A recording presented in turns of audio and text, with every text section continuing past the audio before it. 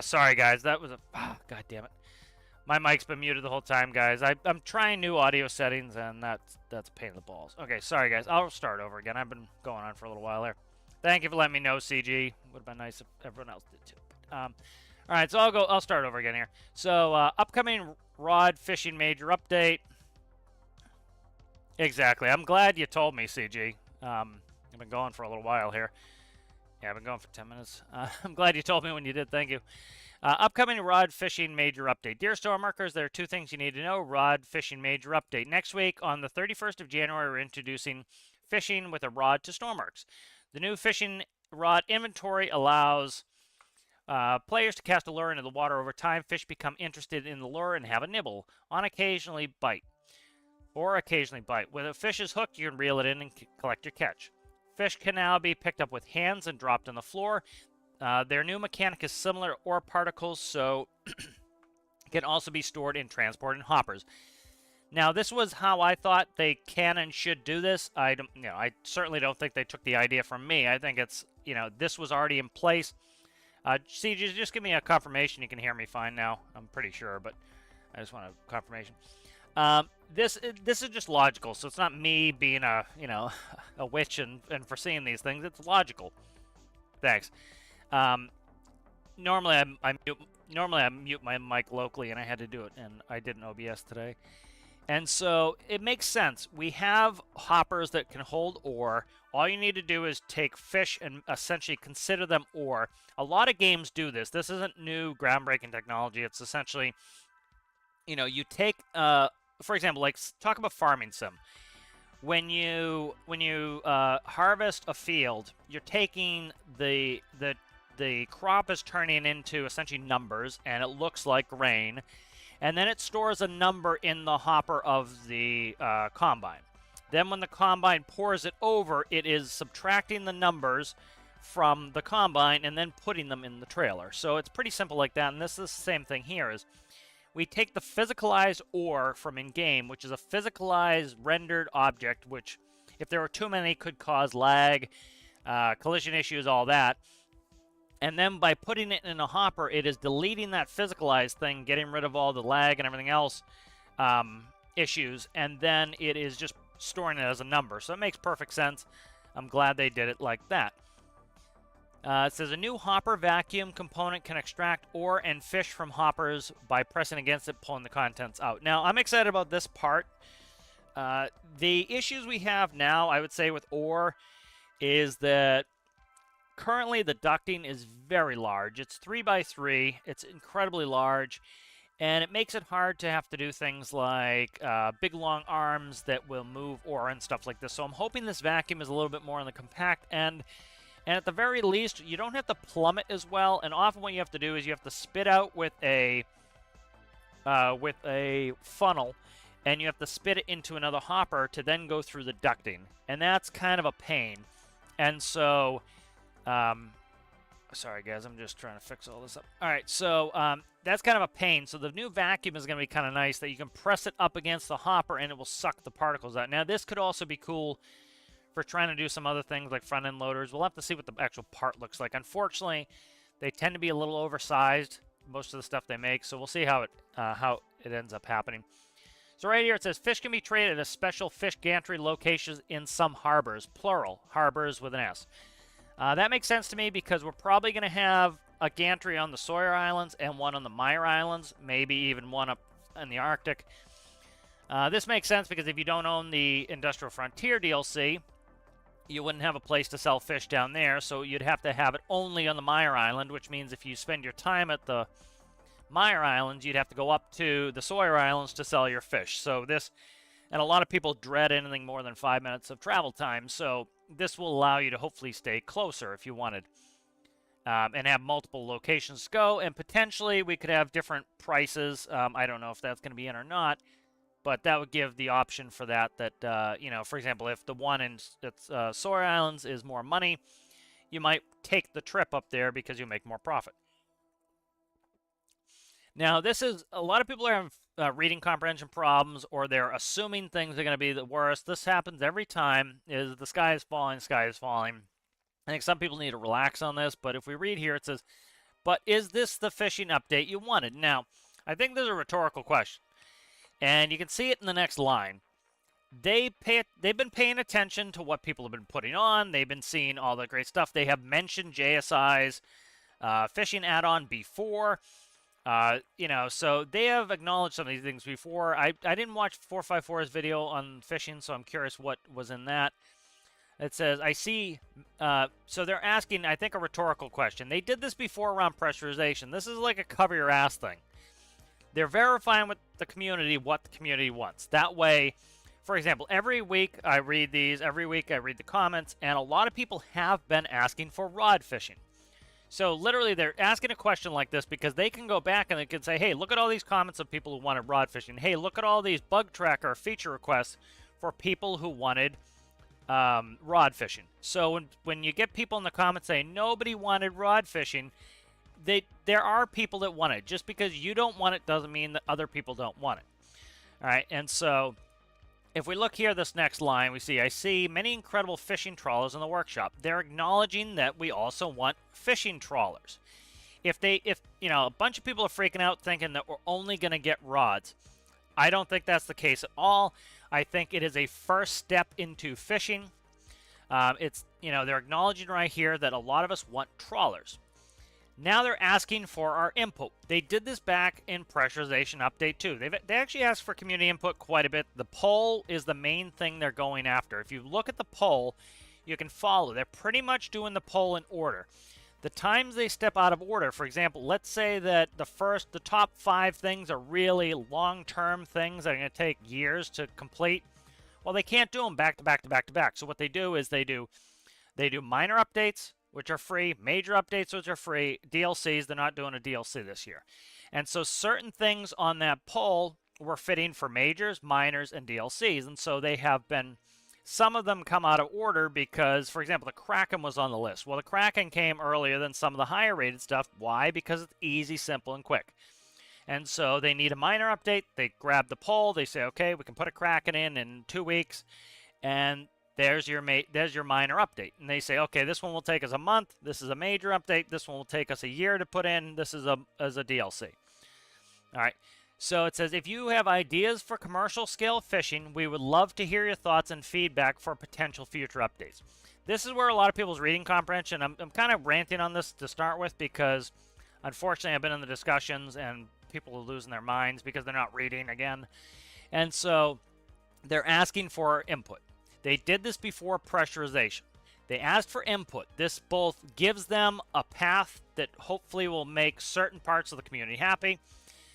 It also is a cover your ass. When people say, nobody wanted this, they can say, oh yeah, people wanted this. Here's this, and this comment. These people wanted it. Here's the bug tracker, this, and this. People wanted this. All right, so that's why they're doing it. They've been doing this more. I've been noticing this in more of these updates. So we'd love to hear your thoughts and feedback on potential future updates. This, I think, is what they're trying to do. They're trying to put out smaller. So the major update is going to be fishing.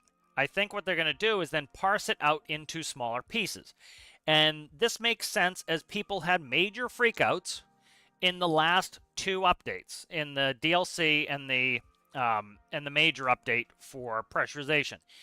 A lot of people, as I read these weekly updates, have said, do smaller updates so that you don't break so much. This is, I think, why they're doing it. I think they are being receptive to the community here. They're saying, okay, we're going to come out with rods. It's going to be simple. It's going to be something simple and basic that comes out as the first step into fishing. Then what we can do is put out more parts to fishing as time goes on. People have literally been asking for this on a weekly basis. And so I think that's what they're going to do. For example, you have the rod fishing. If the rod fishing works well, if it is tested by us in the community and few problems come out, then they can say, okay, well, the hook, think of the hook, what the hook is going to do.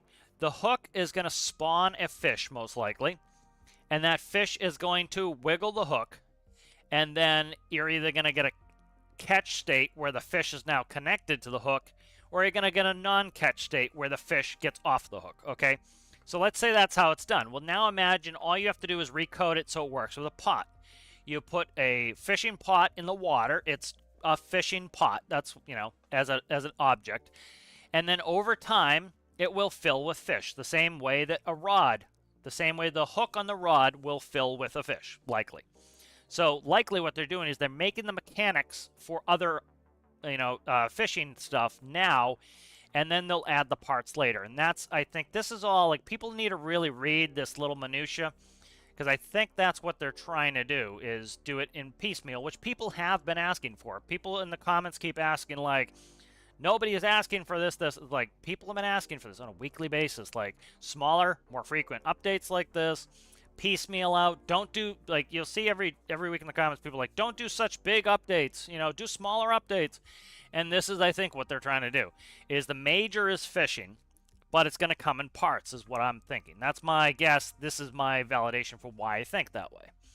All right, release move to Wednesdays. I think this is a good idea. So, they talked about, this person here, Vandalich, talked about the development experience and say how it's better to reduce the stress of regular updates. We're following their recommendation, moving release to Wednesday to give us better breathing room and update timing to reduce the number of weekends we work. If you guys, like, I did a little write-up back when, after the pressurization major update came out. I'm going to stop talking about Space DLC because, frankly, Space DLC didn't cause most of the problems. It was a big major change to do how pressure worked in game. That was the big change, was pressurization. And so people keep saying the Space DLC broke the game. No. It was pressurization that changed most things. People are conflating the two things. It was mostly pressurization that caused the issues. And so the problem was that came out on a Thursday or Friday. I think it was a Thursday, if I remember right. And the issue is you don't have enough time to fix major bugs before you're supposed to go home for the weekend. Now, it's a small dev team. It's only like 4 people. And now imagine, you're working at work and they're like, oh, you just worked 5 days this week. You have to come in this weekend. Right? That would suck.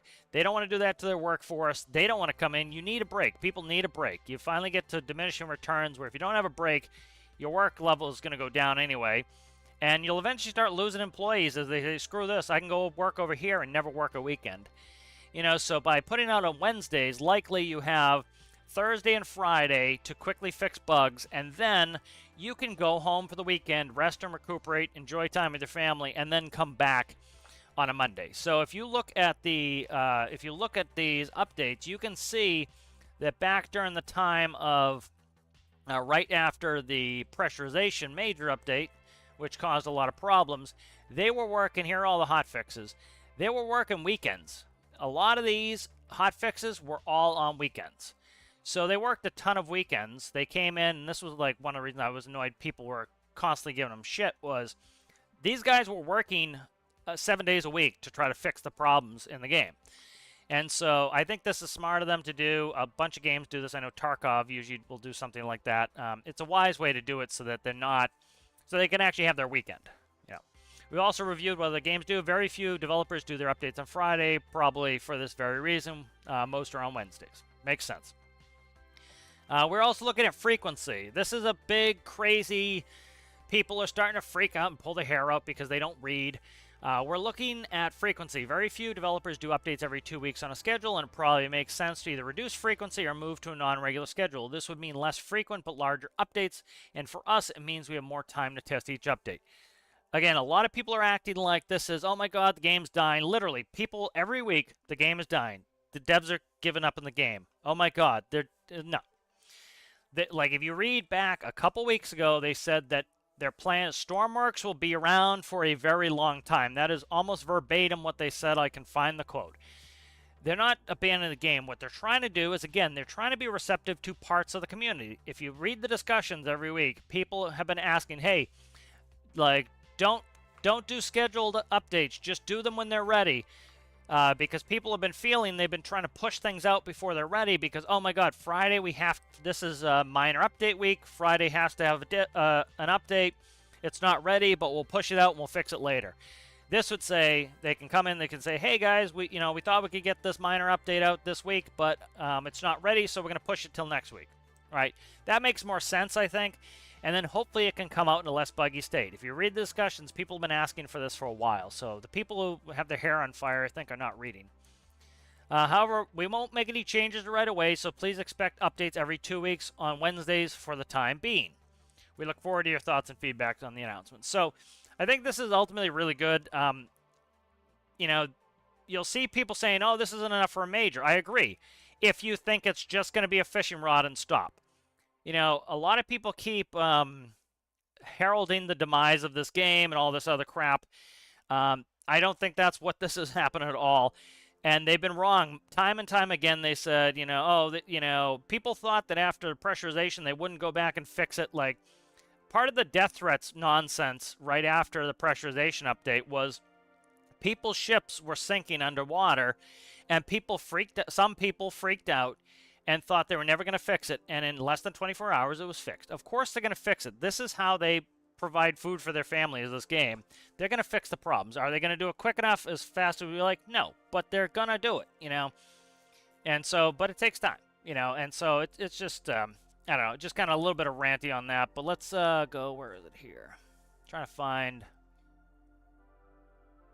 I'm just quickly looking for that quote they put up. So I always I try to go back and I quote these things when I see people in the comments spouting nonsense, because they're pretty clear in these. But a lot of people, they do the same thing they do in Reddit. They read the headline. They do it everywhere too. They read it on newspapers, but they read the headline and then they comment as though they read the article. Read the friggin' article, man. Okay, you know. So like here we go. This is minor and major updates in 2024. They go. Right here, this one I keep quoting to everybody. While we are using the majority of our time for fixes, we are reserving a small amount of time to introduce smaller new features and plan to add something new on average every 4 weeks. I think this is a good strategy. They're going to try to fix the bugs. People have been asking for that with the majority of the time, but we're still going to get minor parts, which we need to keep people interested in the game. A lot of people step away when they get bored. They get new parts, they come back, they play for a little while. Oh, look, I'm starting to get bored. A new part came out. Oh, this gives me new ideas, new things to build. That's what a building game thrives on, is new parts. All right, we're also planning the usual free major updates and should bring 4 of these. So there are going to be 4 of these this year. Thinking of the timing, why do I think they didn't come out with every type of fishing we ever imagined in our life in this one major update? Why is this major update so small? Think about it this way. The year for them ends essentially when they stop putting out major updates and DLCs in October. Literally every DLC has come out in October. This year we got a DLC and a major on the same day in October. All right, mid-October. All right, so if you cut up the year into 4 quarters, right, the quarter actually ends. The first quarter actually ends around the end of January, which I predicted like last week, that we would probably get a major end of January. Why? Because if you go from October, end of January is the next quarter, right? And so likely we get a major update pretty much on almost a quarterly basis on that. All right, and so my thoughts on why we're getting a more limited fishing is there was so much extra work they had to do in fixing the pressurization major update. It took them months. They were literally working for months to try to fix most of the problems with the pressurization update. So that delayed their first major's work. So what did they do? They put out the simplest and the easiest form of the major update, which was fishing rods. And then they clearly stated up there that it looks like they're going to keep putting out more fishing stuff as time goes on. So that would make sense. And you imagine on a weekly basis, you say, hey guys, this week we're going to be adding fishing pots to the fishing major update. All right, so let's say in, I don't know, 4 weeks. Let's say in 4 weeks we get fishing pots. So, yep, we get to play with the fishing rod, learn the mechanics, go to the new gantries, and then in 4 weeks we get a fishing pot. Okay, I doubt, nets will be possible just because of the physics of them, but maybe I'm wrong. And maybe we'll get something like fish, or fishing nets. I would love to see long lines where we have a fish hook block and we can hook it to ropes, and then we can put out a long line. And so if you don't understand, long line is it's a long line with many hooks on it, and it sits out in the water on buoys, and then the fish will get hooked on the hooks. You drag in the whole line, you take off the fish, you drag in the line, take off the fish, drag in the line. That's long lines. All right. let me see where we are. Again, right here it says, we are carefully listening to players. The next majors will be highly requested features. Yep, fishing, highly requested features. So, again, I would look at the poll. They're going by the poll. They still are. I'll bring up the poll. So, pretty much, I think they're trying to clear out the poll. It wouldn't surprise me if sailing was going to be on there. They said in one of the, in the Space DLC Q&A, that they had tried sales, were not happy with the results, and may come back. It would not surprise me if at some point this year they come back, and that is one of the other four majors. All right, let me see. We're not planning any DLCs for Stormworks in 2024. If you look at even this week's discussions, people are saying, watch this be a DLC. I hope this isn't a paid DLC. Again, they said no DLC in 2024. The terms are minor update. Comes on a couple times a month. Now it's going to be every 4 weeks, they say. A major comes pretty much quarterly, and a DLC is paid. So that's the terminology here. All right. So this one is an important line. Again, you'll see this week in the comments, people are freaking out for no reason, saying the game is, oh my God, they're giving up on the game. Oh. Work continues on Not Stormworks 2. It's a new game to work on. Only one thing is known for sure. Pretty clear statement there. It's not a sequel to Stormworks. Stormworks will continue for a long time and isn't affected by this other game. We will announce more in 2024. All right. So this is a big one to go back to read. December 1st. I always go back to this when people need to actually learn to read. But this is important to understand that when you see people like with their hair on fire that the game is dying, no, this is their moneymaker. This is their #1 product that makes them the most money. They're continuing with it. You know, this is how they keep the lights on. And so it makes sense that they're continuing. We have all these, you know, they have laid out their whole plans for the year. So, I don't know. I don't want to get a rant, but, like, I'm seeing people, I'm trying to defuse the bomb here going off. Like, you go in the comments, and it's just pretty much like the same things. You'll see people, you know, thinking for DLC. You know, you see people like, oh my God, we're only getting fishing rods. How could they ever think this is what we wanted? Again, I think they're delayed by the pressurization update. I think this is the first salvo. They have been saying this, and they want our feedback. They literally asked for our feedback like they did with pressurization. Like you see here, this person wants fishing trawlers and nets, all right? And so they're complaining that this is not enough for a major update. I think they're not reading between the lines here. All right, so this is something that is, I think people need to read between the lines here, and it would diffuse some of their FOMO, what is it, fear, uncertainty, doubt, FUD. Let me grab this real quick here. You know, I think it would get rid of some of their fear, uncertainty, and doubt to just read a little bit. But let me read some chat here. I want to say hi to everybody. How's it going there? Donut Head, CG, how are you? Thanks for letting me know about the mute. How's it going there, Rasmus and Guarded Halo? How are you guys? CG, I personally prefer trawling fishing like the way that we're doing sustainable fishing and crab pot. Yep, me too. I think commercial is coming. Like I said, I think this is the first step in.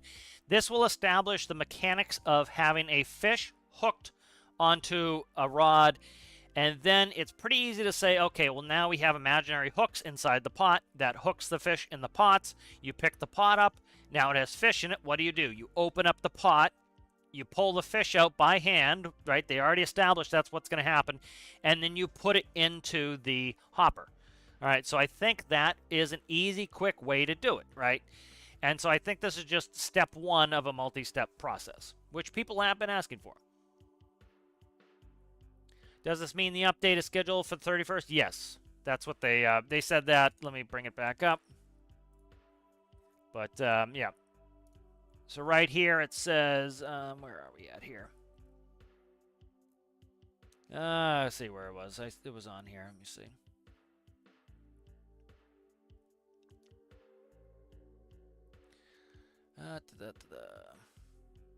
Right, so however we don't make this change and expect every 2 weeks Wednesday for the time being. So I think, I don't know if they explicitly stated it's the 31st. Right here, next week on January 31st. There it is. I knew they had said it.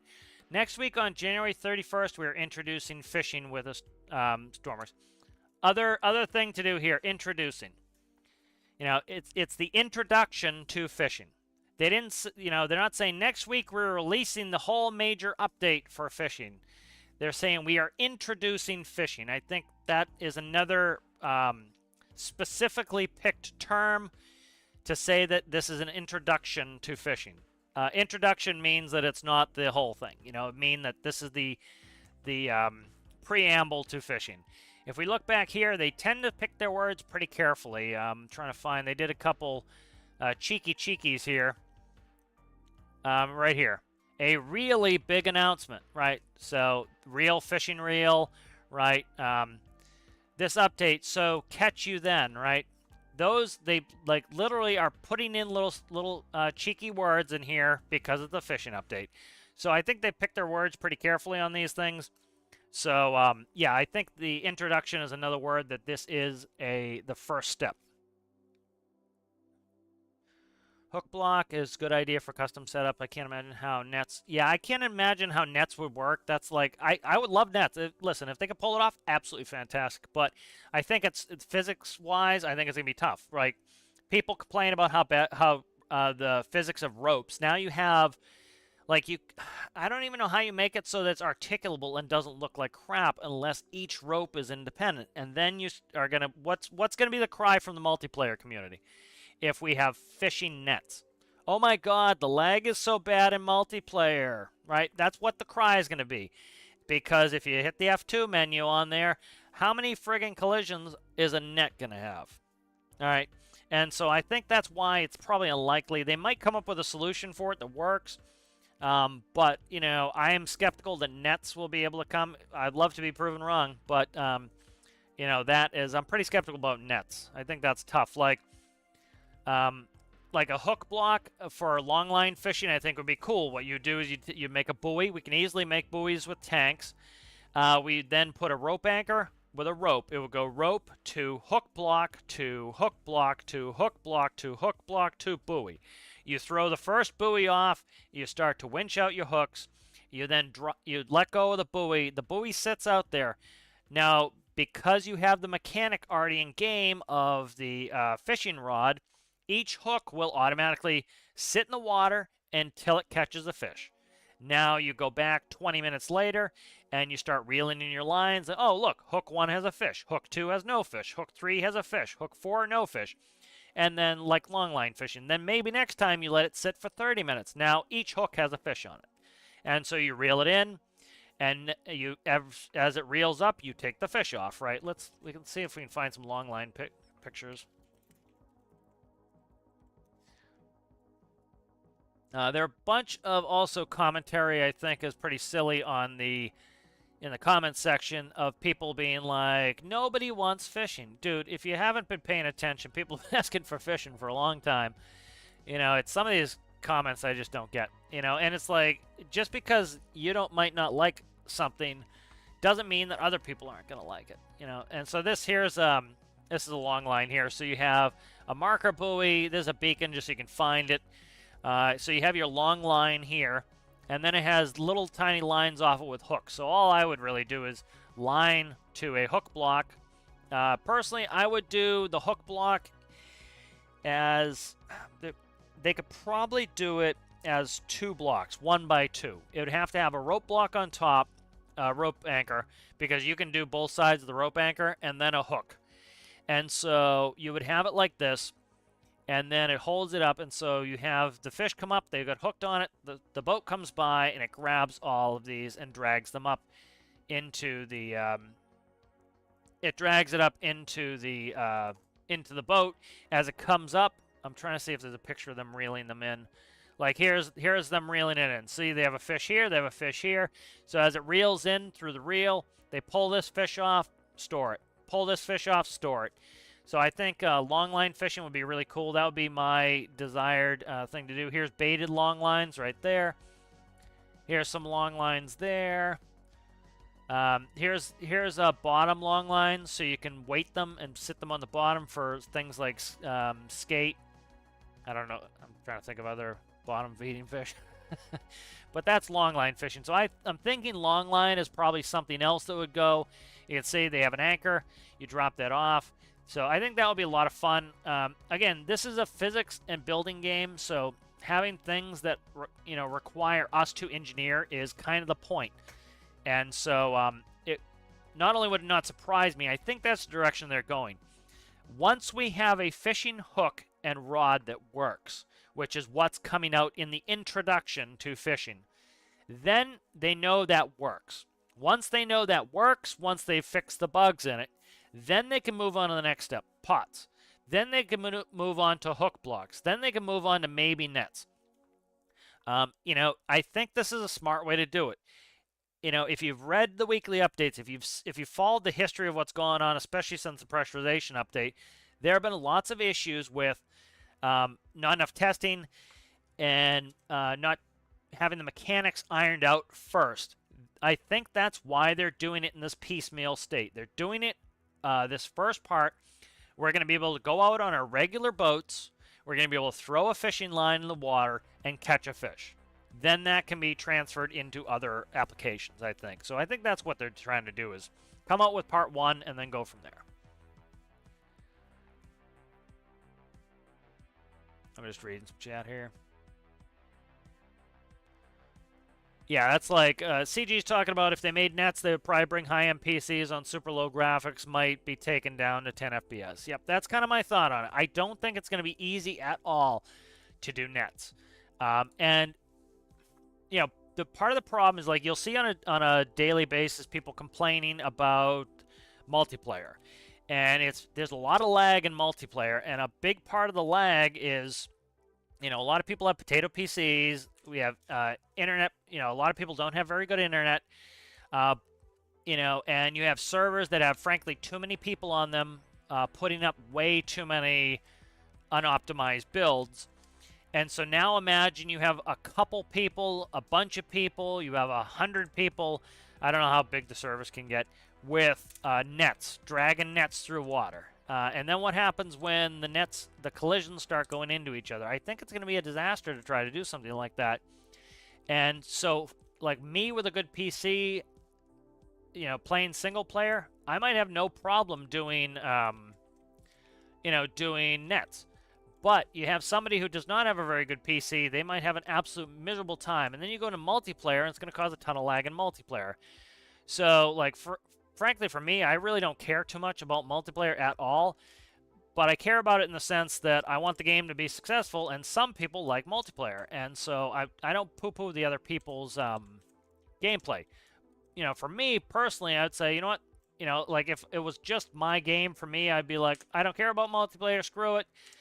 Don't worry about don't worry about making it so that it's really low impact on a PC, because I have a good PC. But as the devs need to think about, a lot of people are not going to have very good PCs. A lot of people are going to want to play multiplayer with other people without very good PCs and without very good internet. And so that's something you have to think about when you start putting these elements in the game, is they don't want to say, okay, no fishing in multiplayer, right? Because that's going to bum people out. So they're trying to make it so that it works in every element of the game, and that's tough. It's tough to say that I want to make it so that the, it's tough to say I want to make it work in multiplayer, and I want to make it work in single player, and I want to make it work with, you and just 5 of your friends, and I want to make it work with everybody. It's tough.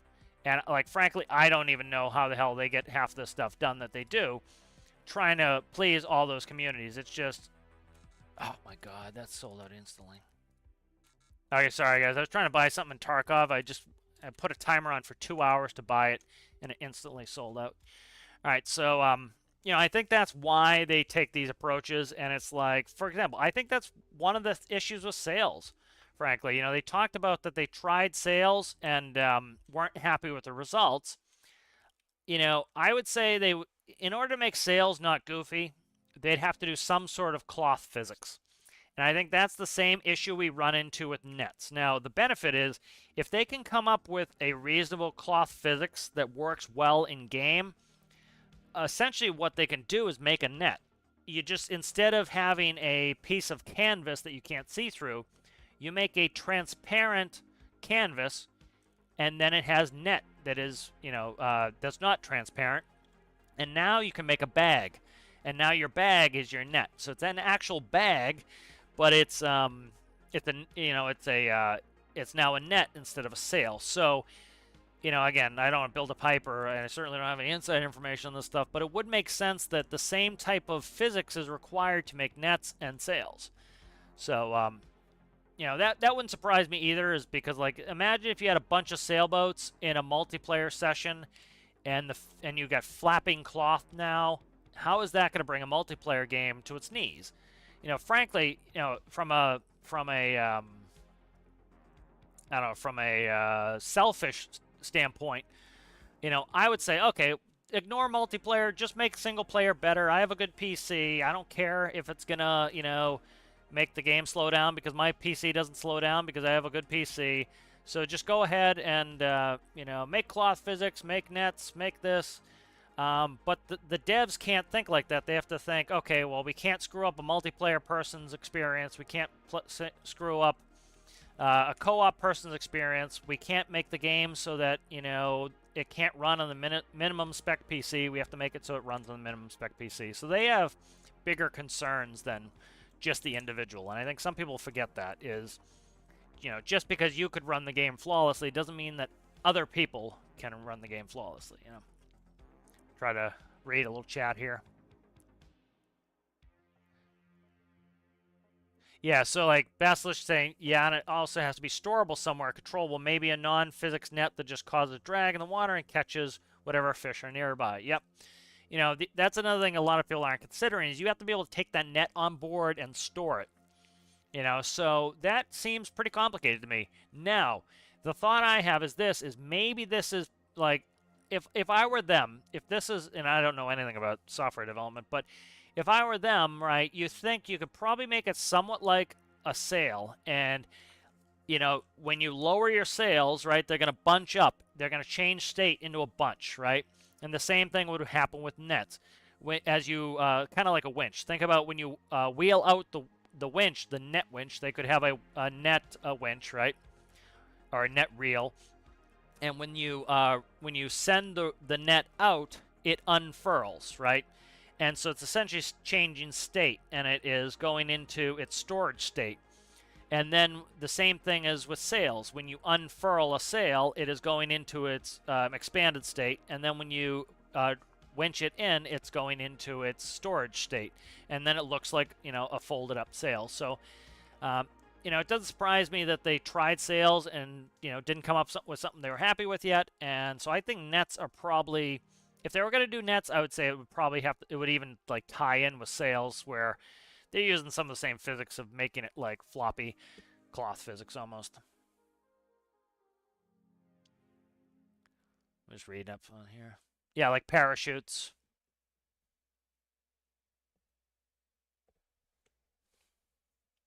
It depends sometimes on, you can probably bring up FPS by bringing down the settings. You have to be careful that sometimes, it depends on how certain games do it. For example, like some games people will bring it all the way to low and it will run worse. And the reason is sometimes it will move it. Like if you have in some games, if you put your graphic settings too high, it forces all your graphics to be done on your GPU.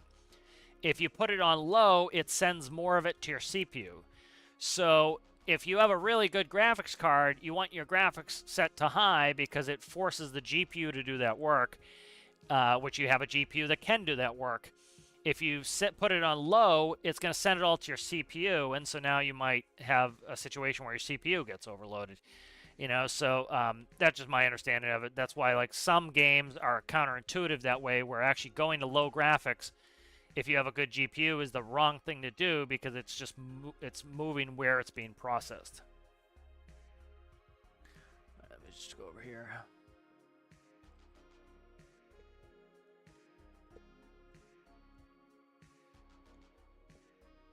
I'm just trying to read while I'm driving here, so if I hit anything, I blame you guys.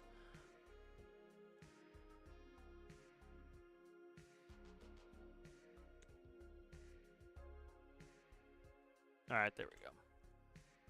All right, good. So this is bringing in I should have saved it first, but we should be good. I haven't yet to have a problem with storage. Okay, there we go. So we got a bunch of diesel in here now.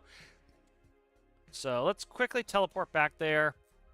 I want to start off in the save itself to try to... need to get this fixed here. You know, I don't know. Unfortunately, I've been reading these comments. A bunch of these comments are just pretty... they're depressing at the end of the day most of the time. But they're, you know, it's like reading some of them, it's tough because it's like, you can tell it's, like, people aren't reading for comprehension. You can tell, like, people are just, like, they have a hate boner and they just can't get rid of it. And it's like, just chill out, man. It's like, some of these people need to go touch grass.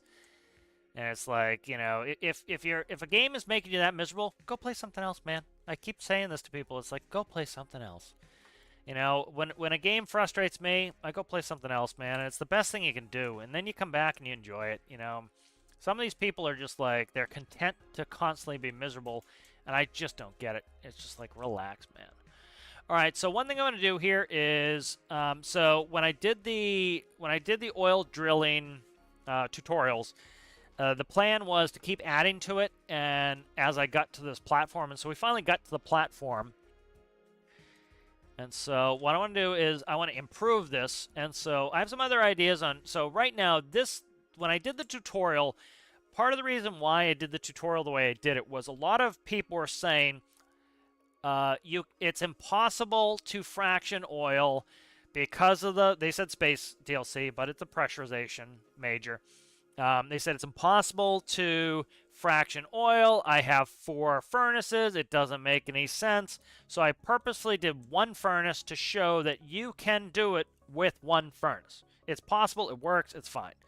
Now, the issues that we have here is that, for example, this one fills up with oil.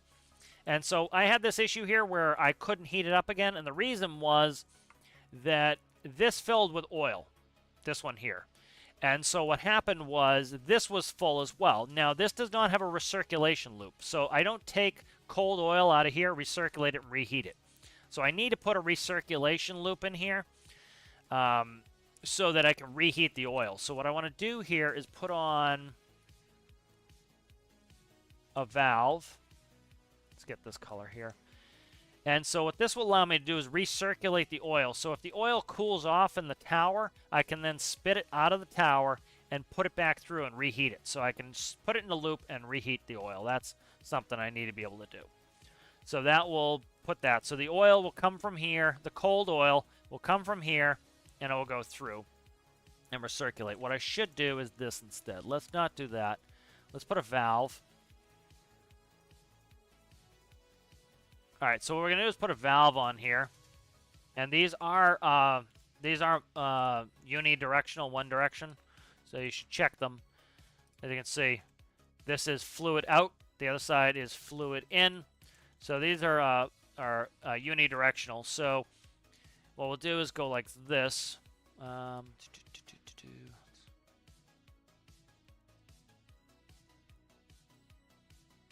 I want to do this separate here. Let's just, for now, I'm just going to stick some toggles on here, and then I'll clean this up. We'll make a better setup on this later, but do that.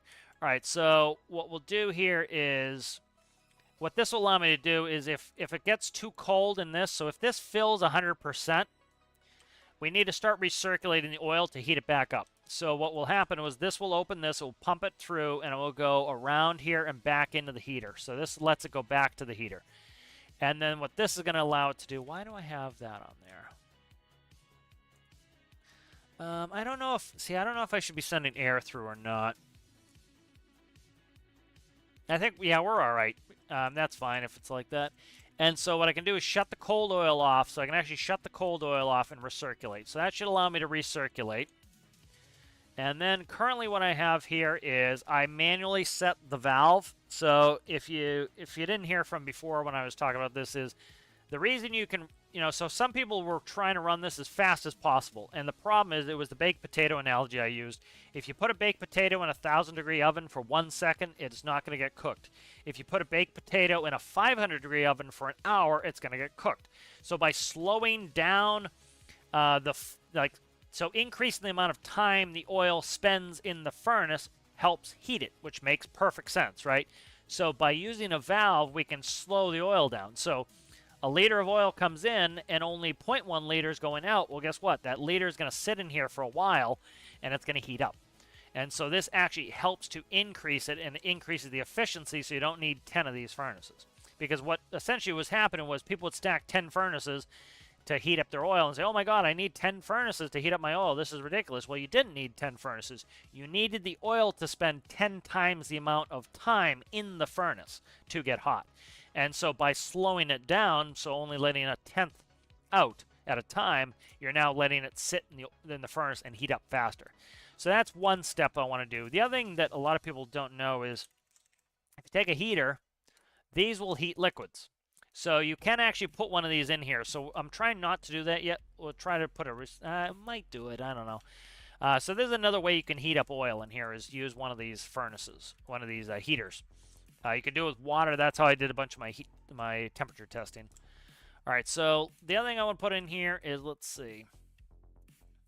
So right here we have valve on there. So we have, let's see, fraction tower, valve percentage, valve up, valve down, temperature. Okay, and then temp light. Are these okay, those are pushes.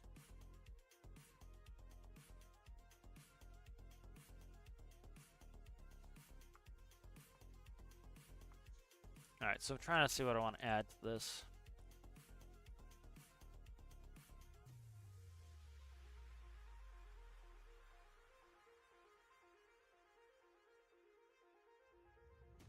All right, so let's do this. If I set the valve to 0%, it's going to automate it. So what we'll do here is, let's see where the valve's running. Right there. All right, so this will keep me from having to add extra buttons. But what we'll do here is, so right here is the valve. So here's an up-down counter right there. So we'll start with a threshold of 0. So one thing I want to do is I want to start building fishing boats too. Again, I fully expect that we're going to have trawlers. I don't know about trawlers. I fully expect we're going to have pots at some point. That's something I think makes logical sense that they'd probably do. Long lines, I think, is going to be possible because they're starting with hook technology right now. So I think hooks are going to be what they're running with first, which of course they are. They told us they are. But so long lines, I would say, would make sense as well. But I like to do some fishing boats at some point. All right, so if this is 0, right, let's go ahead and grab a PID.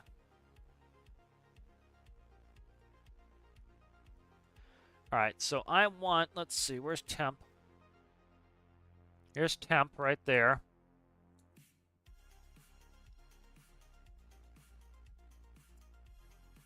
And then we have property number here, so this is desired temp.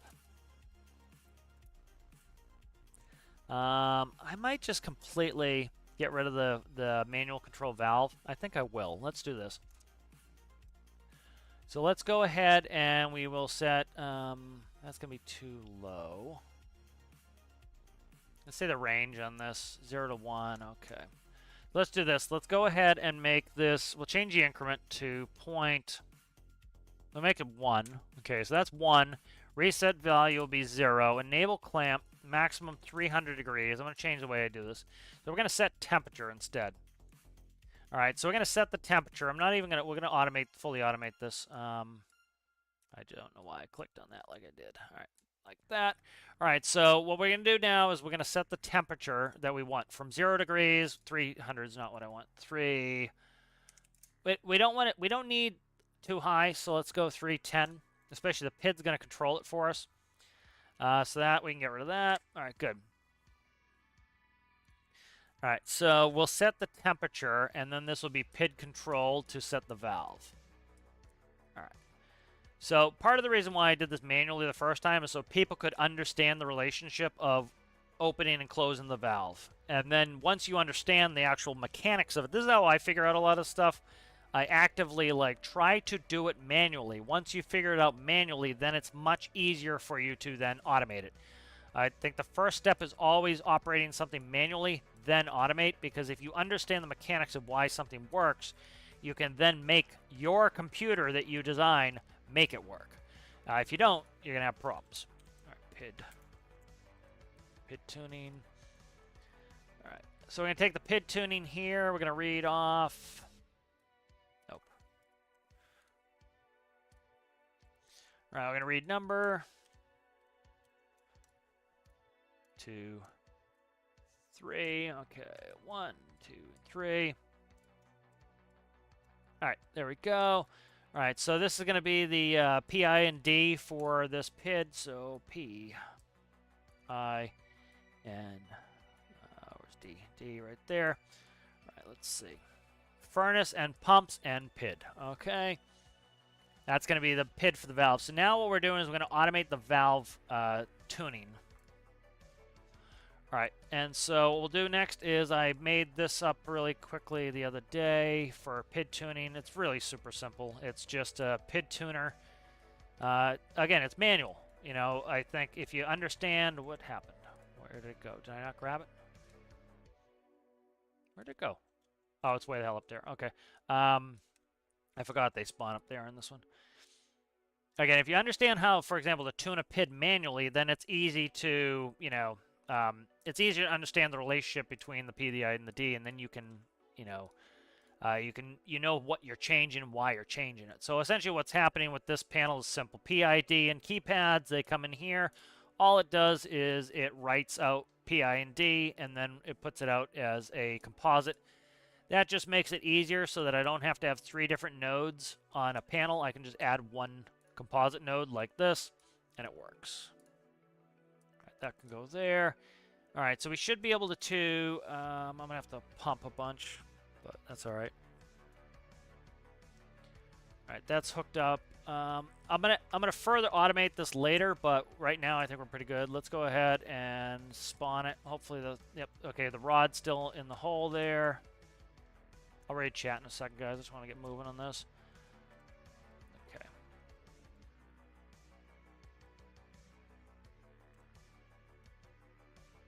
Okay.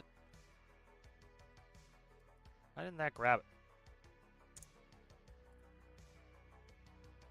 Oh, I know why. Okay.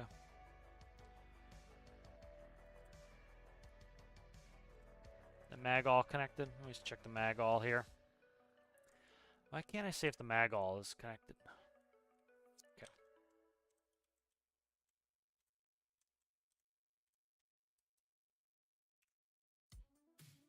Okay, that's not working. Let's see if I can grab it. Okay, I can pretty much grab it, so let's do that. Problem is I can't grab it. There we go. Okay, so I can grab it all right. All right, good. So that's attached. Turn up game volume. All right, we're pumping. All right, here comes oil. So we want to open up this valve. This valve is open. Okay, we're good there. We're going to start the furnace up. So now this is temperature. So I want to set... Oh, geez. That's fast. That needs to be clamped off. So 400 degrees, whatever. It's not really going to work all that well, but we'll set it there for now.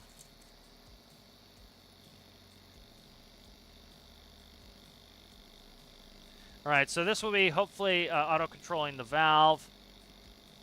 So see how many decimal places it's moving that valve? It is over at... what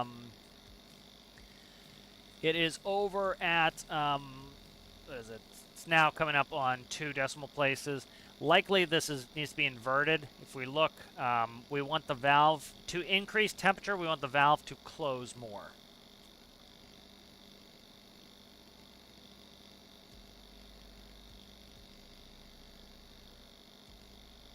Let's see, pumping, pump true. What's this one doing?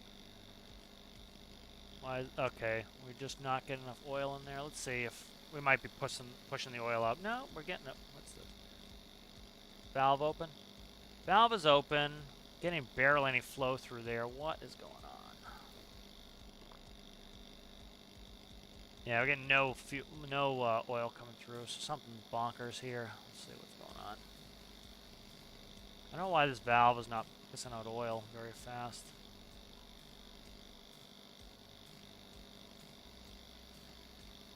Interesting. Why is that not pissing out oil? I can't see what's under there. Interesting. Interesting. Let's go in here and see what's up. So this is how much oil's in here already. See how fast this sucker fills with oil? That pump is ultra fast. Shut off player damage here. Again, I am doing testing in my regular save, but I did save before. Alright, so let's see what's up with this. So that is currently the valve is let's see what the valve is at. So the valve is high here. We're not having a good flow. Let's figure out what's up with this. Like, we're not flowing any oil, which is very strange to me. I don't know why it's doing that.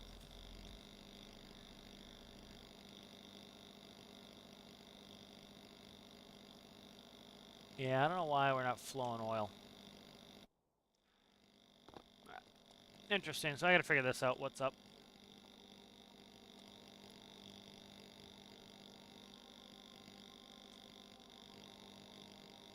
Alright, so see, this is running. Is it going down again?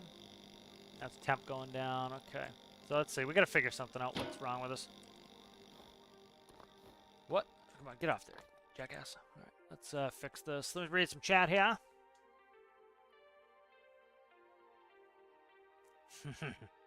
Yep, if I crash my truck, it's your guys' fault.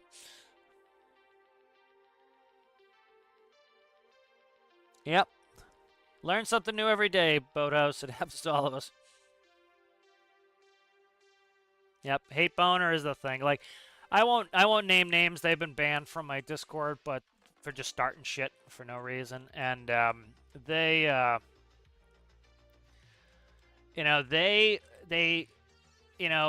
self-proclaimed, I don't play this shit game anymore, and they are constantly in Reddit just every week commenting about nonsense. It's like, dude, go do something else with your life, man. You don't like the game anymore? Go play something else.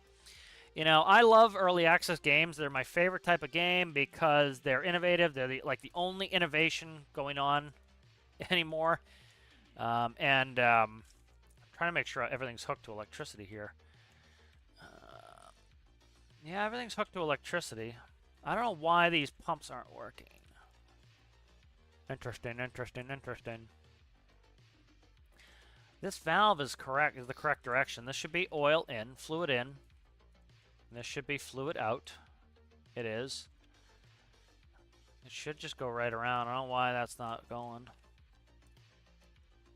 But you'll get these people who are just like, they don't even play anymore, and they come to rant. It's like, go do something else, man. But anyway, so my comment on early access is, when a game enters early access, everything is possible. And as the game starts to become what is going to become, it then some of those possibilities go out the window. So the problem is, if you get in an early access game too early, and then you imagine, you start to theory craft, you start to think of, oh, it's going to be this, it's going to have this, it's going to have everything that I've ever imagined ever in my life, it's going to be the perfect game, I'm going to be in perfect bliss. And that is never the case, because other people exist in the world, the game's not made just for you, and so they start to weigh the options. They say, okay, well, we want to attract this group of audience, or hey, we wanted to do this thing, but it's not possible, or hey, we thought this was going to be really fun, and guess what? It's not. And so certain things get dropped off. So some of these people who are constantly haunting this game, they were here in early access. They imagined all these things. They built up hype in their head of what they thought the game was going to be. And it will never live up to your expectations because you set unrealistic expectations in your head. And so now they're disappointed. And you'll see this every week as, oh my God, the game had so many possibilities. Of course, yeah, because you imagined these things. None of them were realistic. You imagined all these fantastic things in your head, and shocking, reality will never live up to your imagination. And that's what happened for a lot of these people. And instead of saying, you know what, it happens, move on with my life, you know what, this is not the game for me anymore.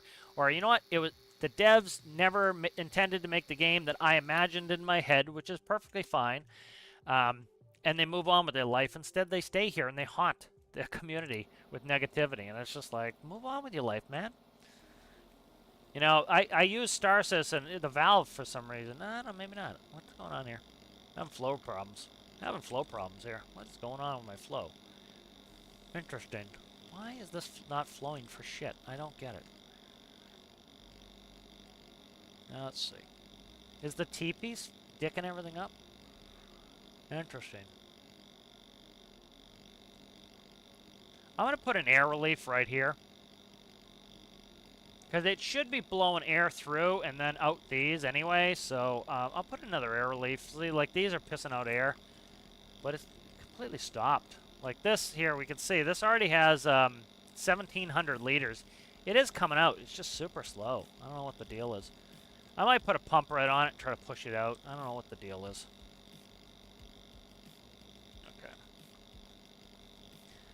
But like it happened to me with Star Citizen. Was when Star Citizen was like I wasn't there in 2012, but I was like 2014 maybe 2013 I started looking at it.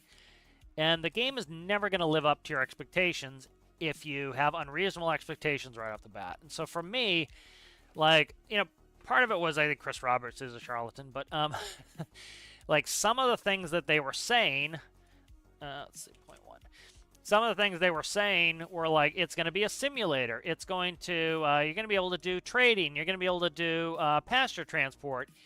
And then because of Squadron 42, it very much turned into a military pirate-focused game, at least in the beginning. And so for a lot of, and you know, and they said some things that they expected to do that they probably won't do. Like, for example, we would be able to have our own servers. We'd be able to play offline. This was something you could do in Elite Dangerous. You could play offline. So, for example, I always played Elite Dangerous offline. All I wanted to do was trade commodities. That was it. All I wanted to do was trade commodities, okay? And so I wanted to be a space trucker. And so I could do that in Elite by shutting off, by staying offline. So I never had like some, you know, kid who's like, herder, I want to ruin your fun and just blow up your ship. Never had any of that. And so I could play exactly how I wanted. And it was nice and refreshing. And so Star Citizen was like, oh, you'll be able to do this in our game. And now I don't think it's going to happen. And so it sucks. But you know what? That was early access. That's what happens is you know, and I have to take some personal responsibility. I bought into this game. And a lot of it I filled with my own imagination. And because I filled this game with my own imagination, it's never going to live up to my imagination. And as a developer, you know what? They might even like what I like, but it might not be profitable. You know, they might not be able to sell enough units if they make the boring space trucking game that I want. And so sometimes a developer has to change what they're planning on doing because, you know what? It's just not tenable. It's just not feasible. And it sucks when that happens, but oh well, that happens, you know? And you kind of have to live with it, unfortunately. All right, so pumps, those two pumps go. Let's pump this. Let's try and see what this looks like here. I'm trying to see what my flow rate problem is. I have a flow problem now. You know, so a bunch of people in this game did that, is they glommed on to the idea of, grab that quickly, you jackass. There we go. They grabbed on to what they thought this game was going to be in the beginning, and it either never was going to be that, or it just turned out that that's not what it is. And instead of saying, hey, you know what? The game moved away from me. I spent 20 bucks, 24 bucks, even 50 bucks, and it's just not the game for me anymore. This sucks, but I'll move on, find another game that I like. They figure they can come and rant and rave and just piss on everybody constantly, and they'll get their money's worth by doing that. And it's just, you know, it's not very mature. It's not helpful. Certainly not helpful. And it's just, you know, unfortunately, it's sad. All right, so we're pushing liquid now. I don't know where the hang-up... What the fuck? I wonder if we just, like, one of the pipes got screwed up here, because this is pushing. We're up to 60 atmospheres here. There's a clog here. I'm going to redo lines. Ugh. It's annoying. You know, so I think that happened to a lot of people, and, like, you still see some of these people, they proudly proclaim they have not played this game in years, which I think is silly. And then they, you know, they proudly proclaim they haven't played this game in years, and then they haunt the forums. It's like, move on, man. Go play something else. You know?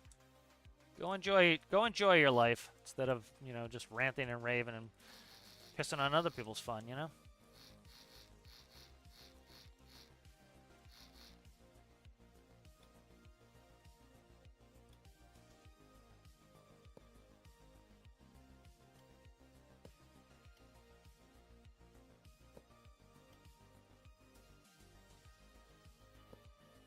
Alright, there we go.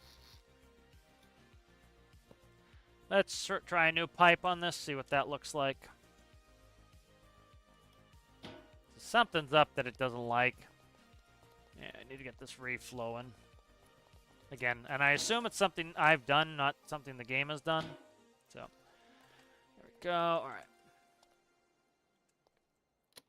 So we're getting oil flow. Oil's fine. We're getting buku oil, buku fast. Go ahead and turn it on. What is going on here? It's going in, but it's being... I wonder if it's... Okay, it could be a stall out here. Let me see. Interesting. What is going on here? I didn't put a hole... I barely did anything to this. I don't know what's going on with this. We'll move on from this if this is just going to misbehave, and I'll figure it out offline. Alright, we're not going to screw with this right now.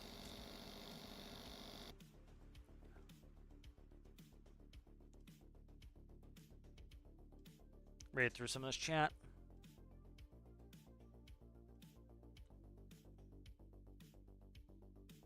Yeah, I think long lines are probably next. That would make sense to me. The only reason why I think they might do pots next is diversify it a little bit. Because they say, hey, you can already fish with a rod, so we're gonna do long lines next to be, or pots next to be different. But long lines have the same type of technology, I would say. So I think it could go either way. Alright, I gotta figure out what the hell is up with that. Okay, here. Okay, I hate this one. This one's in the tunnels. I would love to do this one, but this is in the tunnels, and I'm not going in the tunnels. I can't, it just takes forever. So I'm not gonna do that. Let's go ahead. Let's make a little bit of money. I'm trying to consistently make some cash here. I'll work on that stuff offline. I don't know what's going on right now, and I don't want to really dissect that too long. I was trying to get in the save here and actually play a little bit first and then go work on some builds. So, green tugboat requires service in the ocean. Probably won't do it, but let's see where it is. If it's close, we might touch it. Haha, you suck. There we go. We know no clips is on when we get that mission that far away. See, this is kind of cool, though. You can control how far it is with no clip. Like, if we went to FJ and we went to sleep in the bed with no clip off, we'd get one close to FJ. So, if you don't feel like going very far, you can dictate it with your no clip by either turn it on or off. What's this, Johnny, here? Old wagon has an emergency. Extinguish all fires and rescue 3 casualties to the hospital. All right, so hospital, casualties, and a fire. So let's play with some vehicles here and see. So let's see. So here's the Pacty van. Do we have an extinguisher? We do. Okay, good. So let's grab that. So we'll take out our cute little our key van here. KEI van.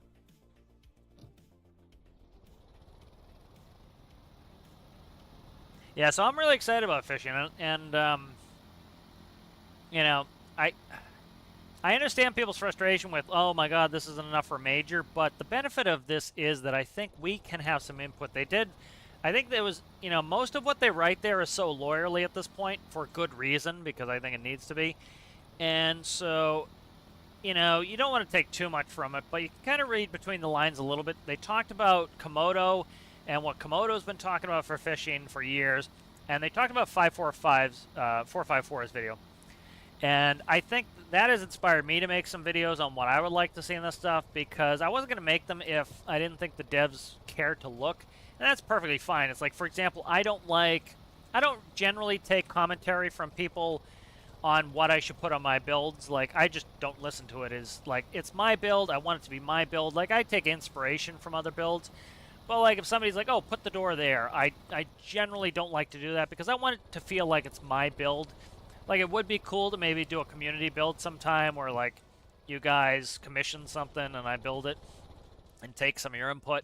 But, like, for the most part, I want it to feel like my build. I want it to be my style. I want it to have elements that I like. And so, like, I don't like taking that that input sometimes for that reason. And so I can imagine like some devs are like, you know, no, I want to build the game I want to build, and if people want to play it, great. If they don't, that's fine too. And so I can get that sometimes. So like I didn't want to make a video on, for example, Industrial Frontier, what they should do for that. If I didn't think they wanted the input, and I didn't think they were going to listen to the input because it's just a waste of time. And so now after like them talking about it, they have been looking at these people's videos. They have been listening to things the community have been wanting. Like somebody wrote on Reddit yesterday that the devs are listening to the community. That's new, and it really isn't. Like, and I put up the poll to show is they have literally been going by the community's driven poll, item by item, in order. You know, they've been following what the community's been asking for. It's not perfect, but they have been like almost to a fault going by what the community says, where sometimes the developer needs to just say, you know what, nope, we're going to do what we're going to do. You can either play it or not. You know, but, you know, they have been following what the community has been asking for. And so, and they've showed a willingness to listen to other people's input, and they've actually asked, twice now they've asked for our input for the new update. And so this kind of give me that I actually kind of want to make a video on what I would like to see, how I would do pots, because you know they're actively asking for these things, and I think it's a good idea on their part because it takes some of the pressure off of them. They can have one of us make a video on it. If the video is really popular, they can say, "Oh, look, people really like this idea," or like, "Oh, people don't really like this idea," and then they can go from there. And it's like us doing some market research for them. You know, and it's helpful. It's a good community thing with a company that small to have, you know, some people helping them out with both marketing and marketing research by seeing what the community wants, you know. Okay, I gotta get you a health kit or you're gonna croak right now.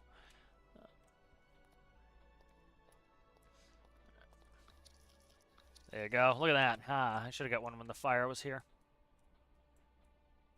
You know, so it would make sense now to like maybe do a video on long lines and do a video on pots and kind of show that, you know, hey, this is how we'd like pots. We would like it so that, you know, you have to use a crane to bring the pot on board. You can store your pots on board like they do in crab fishing.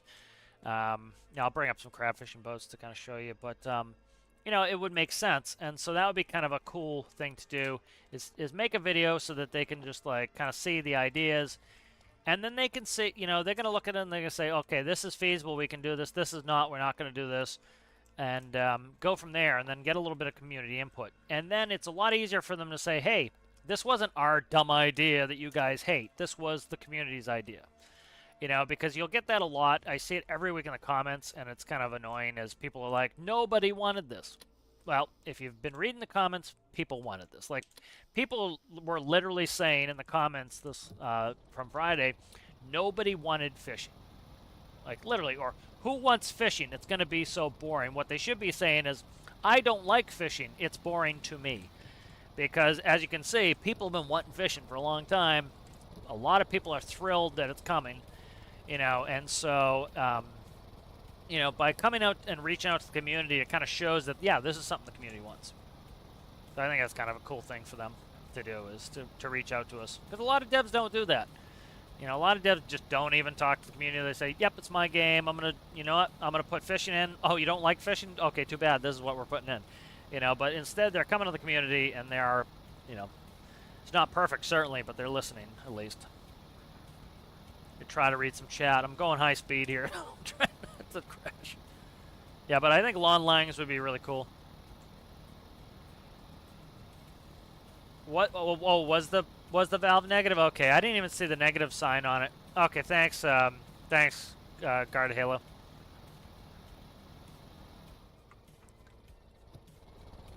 Yeah, that makes sense now to me. That the valve was the was stopping it. I thought it was a positive, but I guess it was negative. I didn't put a clamp on. That's what it was. I forgot the clamp. Okay, thanks for letting me know. I would have eventually spotted it. I'm glad you saw it for me.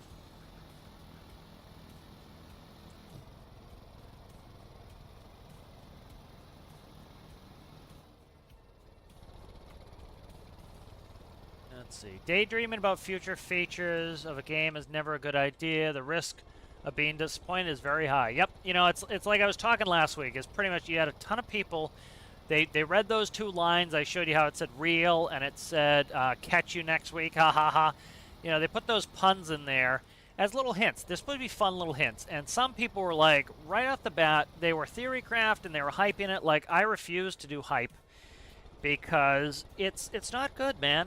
You shouldn't be doing it in your own life. It's like if you hype up X, Y, or Z, it is literally never going to live there. It's never going to live up to it because your idea is the perfect, you know, embodiment of it. And if it's not the perfect embodiment of it when it actually comes out, you're going to be disappointed. The better thing is to sit back, relax, say, oh, this will be cool. Let's see what it comes. And like, oh, that's nice. Like, imagine if like they didn't even tell us fishing was coming next week and we got a fishing rod. People would be thrilled. Oh my God, I got a fishing rod. Yay. Look, we can fish now. This is cool. But if you say, hey, fishing's coming next week, and then they just give you a fishing rod, people are like, oh my God, just a fishing rod. You know, and it's like, well, you would have been happy last week if you didn't build up your own hopes and dreams and aspirations for this. Instead, you got yourself all hyped up, and then, of course, you're disappointed because it will never live up to your expectations because you set unreasonable expectations.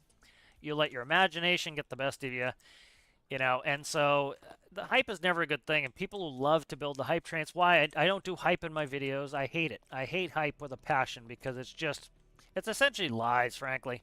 And I'm not interested in it. You know, I think there's plenty to be excited about with this.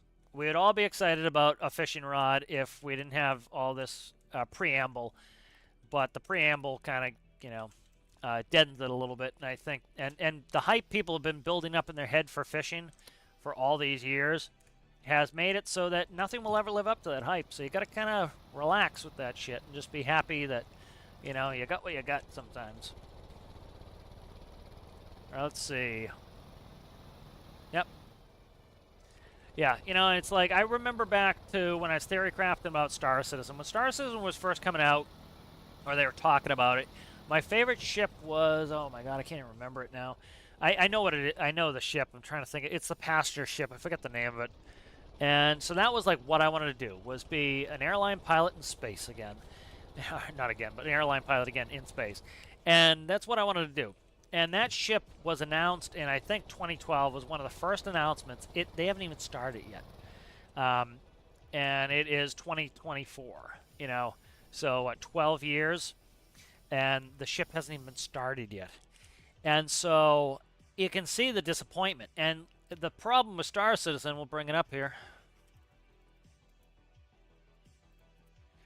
You know, Star Citizen is a great... will be a great case study in building hype, and I would say Star Citizen has lied to people, the company. I think the company's pretty scummy. I think Chris Roberts has absolutely lied to people. And they've been very deceptive in their marketing. But, like, you know, like, look at the Pledge store. I'll find this thing. Let's see. Like, literally, this is like the gross stuff with this here. Ship packages. You can buy a package for 29,000 real dollars. You know, it's another example when people are like, you know, this game is a cash grab. It's like, get out of here, dude. $45 for a base starter for a base starter ship. $1,100 for the ship, real dollars.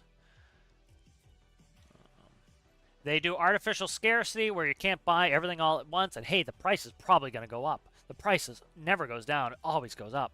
So stuff like that. But I'm trying to find that ship. You see ships. I'm trying to think what it was. Is that a Misk ship? I don't think it is. It's a Crusader. I don't like Crusader anymore either. I used to like Crusader as a brand. Crusader Starliner, I think, is what it is. Dude, stop stepping on my keyboard, please. Thanks. Go sit down, bud. I used to like Crusader. There it is right here. So here is the Genesis Starliner. So the Genesis Starliner was my favorite ship. Like, this was shown in 2012. They haven't even started on it. Like, this is probably 10 years away at this point in a game that will take 30 years to produce. But like, this was my dream, and now it's like none of these mechanics are in, and you build up this hype that, oh, like in the next couple of years I'll be able to transport passengers, And they're like, oh, yeah, you'll be able to go in the back and do drink service and all these cool things. And it's like you're building up all this hype in your head, and the best thing to do is just sit back and relax and see what you actually get, because it could be good, it could be bad, but building up all that hype is never good. It's the best way to get disappointed. And then a lot of people will build up their own hype as, oh, they promised me this, they promised me that, and they're like, okay, well, show me where they said that. And, they didn't say it. You built it up in your mind. Yeah, dual wheels would be cool. That would be really nice to have some innate dual wheels. All right, here, let's bring up the poll really quick. Like, I see this on a weekly basis, and I just like to bring it up. That I keep seeing this everywhere, Reddit and on Steam, especially the negative places, of people saying, nobody wanted this, nobody asked for this, who would want this? They did a poll in 2020, all right? They did a poll. And this is like, the devs, by all right, could have made whatever they wanted. And they probably could have cut down a lot of the nonsense if they did do whatever they wanted and just ignore the community. But they didn't. They listened to the community. And they came out with a poll. And here are the results of the poll. Nuclear reactors are in the game. That was the number one thing people wanted, was nuclear reactors. Now, some people will complain, oh, well, I didn't get a chance to vote in the poll. Okay, it's the same as voting in an election. You didn't go vote in the election doesn't mean that the election is invalid because you didn't show up. Or, hey, I wasn't 18 yet. Like, I wasn't born when Richard Nixon was elected. So I could say, well, I didn't vote for Richard Nixon. Yeah, I wasn't born yet. It's irrelevant. And so, like, maybe you hadn't been around the game yet. Then it's irrelevant. They had a poll. And they put it, nuclear weapons in, sales. They talked about this. They tried it, were not happy with the results, and may come back. Natural disasters in. Ships, AI, planes, helicopters in. Cooperative vehicle building. I don't think this is going to be possible in the engine. They probably have to do big engine changes to make cooperative building work. Because imagine any sort of desync when you're trying to build a ship. Imagine desync as you're laying blocks. Imagine how miserable that would be if you're trying to build with your friend and it desyncs. How the hell is symmetry going to work when the two of you are building different things at once? What happens if the symmetry is on and two of you lay a block and they now are inside of one another? What happens? Does the game crash? So I don't think cooperative building is possible. Maybe it is. Arctic ice breaking. We used to have floating chunks of ice. If I were to guess, they put the floating chunks of ice in for some sort of Arctic ice breaking thing. Then they took them out. Why? Because the multiplayer community said, the game is laggy. Oh my god, the game is laggy. I'm constantly in slowdown. They used to have foliage underwater. They took that out. Why? Performance. Why did they take out big floating chunks of collision mask all over the Arctic? Performance. They took this feature out because of performance. That's why I don't think we have or are ever going to get Arctic ice breaking. They'd also have to redo the whole way that landmass works, where you have ice that if you drive a ship on it, breaks. Okay, well, what if you drive the ship on the ice? Does the hull of your ship break? So they have to deal with some sort of thing. So they have to make the ice out of something else that doesn't break your ship. What happens if I push my ship, which is a block, into another block, which is ice, and they become stuck in one another, right? We've all had that issue. Two blocks get stuck together, and the game freaks out. So I don't think this is possible, frankly, because if you have two blocks phase into each other, you're probably going to crash the game. So they got to take out the things that are going to crash the game. Space. People keep asking, though, that space was not a requested feature. It's number 8 on the list. It was ahead of steam engines, it was ahead of compressed air, and oh my god, it was ahead of fishing. So like people, you'll see in the comments of the last update, people say that, oh, why did space come out before fishing? Because it had more votes. Right? It had 235 more votes than fishing. If you had gone and voted for fishing, it would have been ahead. Steam engines. Compressed air. Now, some of these are out of order. Most of them are pretty close to in order. Why are some out of order? Because some are minor updates, like a Kraken. Some are major updates, like compressed air. Some are DLCs, like space. So some of them take different times. So I think they did a pretty good job of getting them in order. Fishing is coming next. Runway lights, done. Decorative components, not really. We haven't got like a decoration pack. Flare, nope. Stormworks, yes. Yep, this is a minor. This was did it come as a major? It might have come with a major, but it's a tiny little item. Component modding, no clue what that's about. No weapons in contradiction with weapons, so we can just cross that right out. Pathfinding AI, I assume that's for like NPCs walking around. Kraken is in. And then no new features, just bug fixes. So this one here, so when people in the comments act as though they're the majority by saying, oh, the majority don't want any more updates, they just want bug fixes. No, they don't. There was a poll. You had 623 people voted for you, where 3504 voted for nuclear reactors. And if you added all these together that contradict this, that's a huge outcry by the community that we want new parts. We want new stuff in our game. We don't want you to just stop doing new parts. So when you see those comments, this is why I roll my eyes on some of these things. Is there is actual data here that you can go by. And actually, if you read this one, it's actually kind of cool. They go through, and if you look at some of these things, they're actually kind of neat. It says sales have been highly voted for in the polls a couple times now. We think they would be awesome and a great addition. Balancing wind power and getting sailboats to function isn't something we set out to do.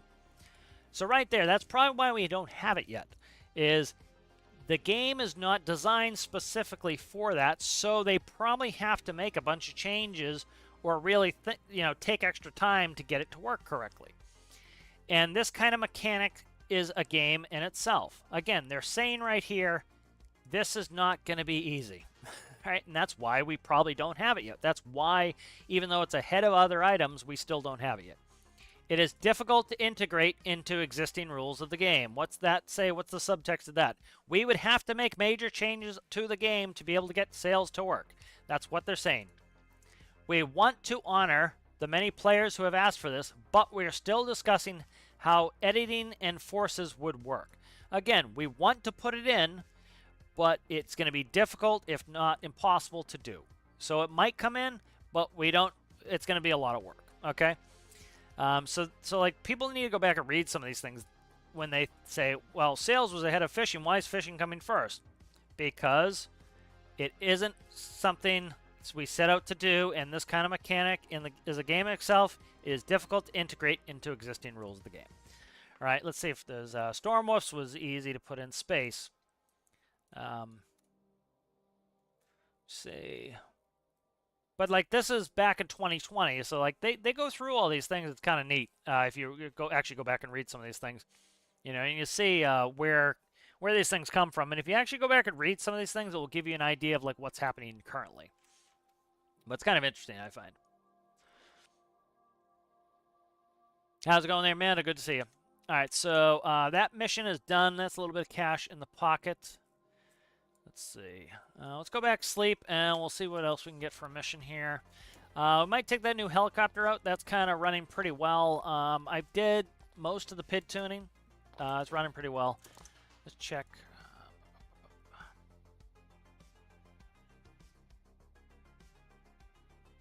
We should check something real quick. No clip. Okay. But yeah, so that's kind of why, why I've been kind of spending a lot of this episode going over that stuff is, I know you guys are pretty reasonable, but the problem is a lot of these things don't get answered, all that, and so people think that is the common view. Reddit is very much an echo chamber. There are some great positive people on there, but Reddit tends to be a pretty negative place in general and a pretty negative place about this game. Steam is very negative about this, and then you get on the Discords and people are just playing and having a good time generally. And so you get this echo chamber where people, because all they ever hear is a negative voice about stormworks, they assume that most people hate the game, or most people are in agreement with them that X, Y, and Z are the biggest problems of the game. And if you look at Steam, it has very positive ratings. So the people who've taken time to rate the game, rate it positively. I would say most people that are playing the game are, generally in life are just quiet and playing, just like with most things. It's the phenomenon of the vocal minority think they're the majority because they're so loud that they think that, we must be numerous because we're so friggin' loud. But no, you're screaming and everyone else is just, whispering. All right, take for a show out. We'll go do this picnic boat. We'll just keep grinding a little bit of money here. Might do a flight to go get rid of some of that jet fuel. I'm trying to think how we're going to get... I might take my train. I don't have that much fuel here. What we might do is, now that Guarded Halo figured out that I didn't clamp the PID, which is very helpful, thank you, I might start drilling over by FJ, because the plan, I think, is to shut down this drilling operation over here, move it to FJ, because, like, I would have to move the small pittance of fuel I have here over to FJ to put on the new home ship every time I want to friggin' do it. And so what I think I'm going to do instead is we'll open up the drilling platform over there, and then we'll get pumping like a maniac.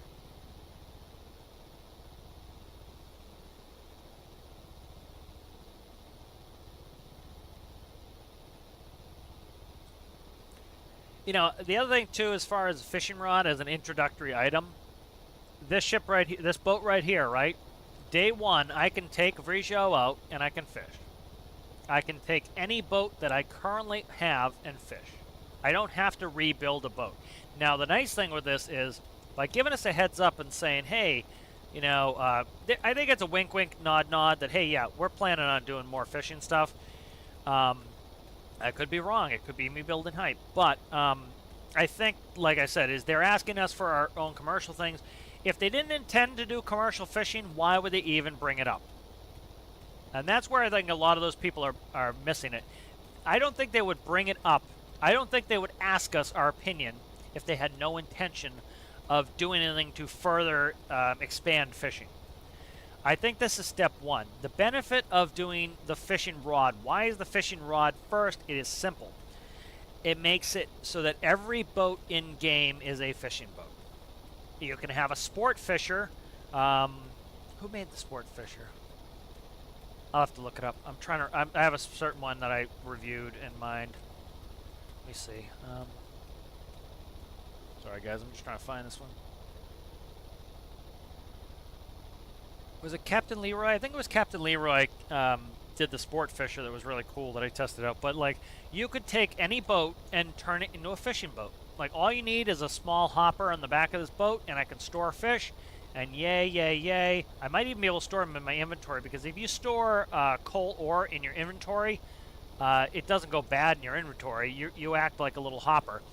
And so you could theoretically put the fish in your hopper, in your inventory rather, and be able to hold on to however many slots of fish we have. Oh, that light's very, very fashionable there.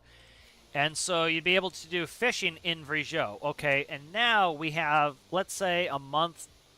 You know, they said every 4 weeks we expect to have new stuff. So it wouldn't surprise me if in 4 weeks rather, after January 31st, we get some sort of addition. Maybe it takes longer, maybe it's quicker, who knows, of more types of fishing. And so if that be the case, you know, it gives us some time to go build something. A small hint on my end, I'll tell you, that's one of the reasons why I haven't started the next build challenge, which is a sea-based challenge, yet, was kind of seeing what they were doing with the first major update. So we'll see what happens with that. And so, you know, we can, theoretically, next week, we could start fishing in any boat we own. And then, now that we know the likelihood is that we're going to get some more fishing stuff, well, then you know, okay, well, maybe I want to start building some fishing equipment, you know, for other types of fishing. So that's kind of my plan is I'm going to take out my current boats and we'll go rod fishing. And then from there, I want to build some boats on the side, which, you know how long my stuff takes to build. You know, so it's going to take some time to build other equipment. Well, we can go build fishing boats. We can go build all sorts of different stuff.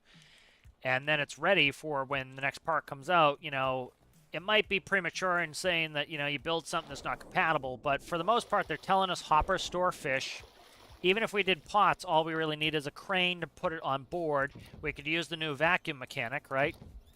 I should not have rezzed both of them without a health kit on me. You know, and so then you can start building some of your other stuff. Now, I would say building trawlers is probably way premature, But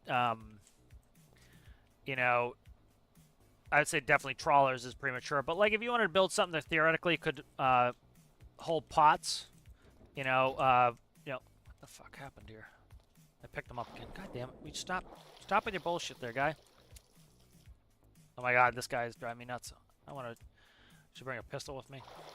You know, you could start building some of the things that you want to. Fucking Jesus! This guy's driving me nuts. All right.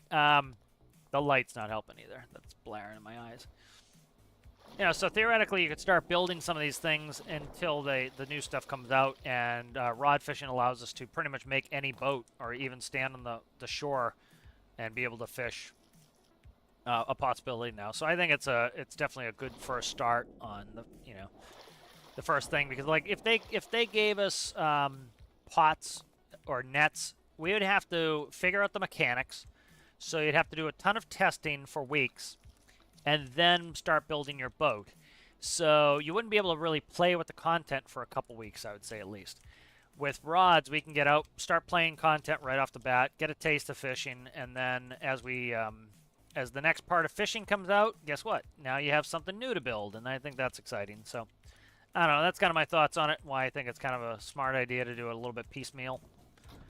And it has been something the community's been asking for, is a little bit more piecemealed releases. All right, let's see. What do I got? Three? Three. Okay, we got 3 Johnnies here. Let's get out of here. I'm sick of that light blasting in my eyes.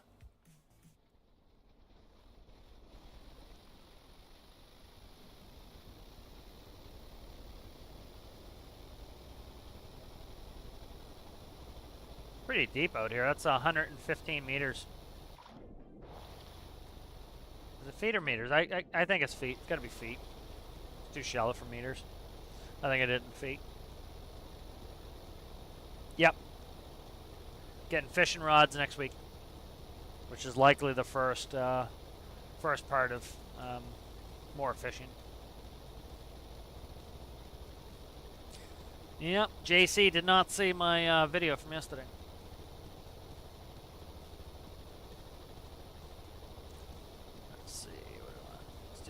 Nav lights. Let's do a little lighting in here.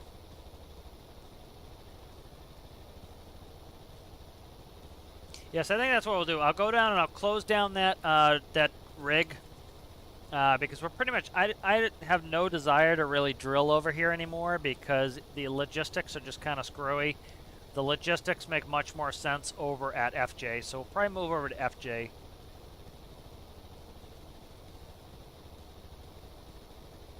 I know. I'm just joking with you, JC. Yeah, it came out yesterday about noon. We're going to be getting fishing rods. There are a couple hints in there that it sounds like they're asking for community input for commercial fishing, which is smart. Because listen, the devs are not commercial fishermen. There are people in the community who are commercial fishermen. There are people who are big fishing nerds, who They have posters of fishing trawlers on their wall. They know everything about every component on a fishing trawler. And so it's nice to go out there and to have somebody who's passionate about a subject make a video or make suggestions about how it would be done right. For example, let's say they were going to do an airplane logistics major update. All right. I am an expert in airplane logistics and in logistics in general. I've been in logistics for, oh Jesus, no, count them out. Wow. Let's see, about 18 years, even more if you said when I was studying in college. So 18 years in logistics. And so, you know, if they were going to do a logistics mod, and the devs have no experience in logistics, I would say, or limited experience in logistics. Their experience is in game development. And so the smart thing to do is to ask the community for some help. And like they talked about 454's video on fishing, they mentioned it a couple times. So they definitely looked at some of the ideas on that video. And so like, for example, if I knew they were going to do a logistics mod, which what I should do is make a video on logistics if I wanted it as a major, because then they say, okay, we have an expert in logistics who can help us out and tell us how to make it function properly. And we as developers can then, or we as software developers can then make it. And so you take somebody else's expertise in their area and you use it and you entwine it with your expertise, and then you now have something that works. And so it makes sense for them reaching out to us because there are plenty of us in the community who have expertise in certain fields that can help them out in actually making it useful and believable. And so, like, I could make a video, let's say it's an hour-long video, and it's about how you could add logistics to stormworks. You want to standardize pallet size. The benefit of a pallet. Why did we move to modular logistics years and years and years ago? Because, if you had 10 different sizes of pallets, you could only put it on a certain boat, and then you put it on a certain truck, and you can only put it on a certain here. And so we started doing standardized pallets and containerized loads because it makes it super easy. For example, we used to load, I say we, but humanity. Humanity used to load stuff on ships manually. So, like, you had to load casks of wine onto a ship, and you had to load barrels of beer, and you had to load everything's alcohol based, I guess, but you had to load food, and you had to load bricks, and you had to load this and this, and it would just load it in the hull. So it would take you 10 days to load the ship, it would take you 10 days to empty the ship, and it was miserable. So what did they start doing? They containerized. So you started doing intermodal containers. It's intermodal because it will go into different applications. So you can take an intermodal container and you can load it on a ship. You can take an intermodal, you can load the same intermodal on a truck. You can take the same intermodal and you load it on a train. And so you can't put it on an airplane, but you could probably put an intermodal on like an AM-124 or something, but for the most part, you don't put an intermodal on a plane. And so by making it standardized, it makes it so that you can easily pass it from thing to thing to thing. And so if the devs who may not have any experience in this were to do a logistics mod or a logistics major update, maybe they don't think about that. And so the thing that goes on a plane is a different size than the thing that goes on a truck, and it would be a nightmare. By doing it this way, for example, we have standardized containers, which will go on a truck, will go on a train, will go on a ship. Okay, good. Well, then what we need for an airplane logistics thing is we need a standardized airplane container.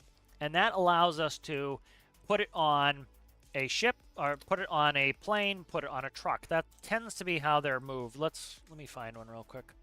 Let's see. Air can. Let's see. Air cargo can. All right, so like here are pictures of air cargo cans. So these are cargo cans for a for airplanes. All right, so I've got a bunch of experience with these. So these will fit in the airplane. These are upper deck, so these go up top, and then they have lower deck ones too. Let's see if we can find a lower deck one. Here's a lower deck one. That's not a container. That's not a can. They have lower deck cans. I'm trying to find them.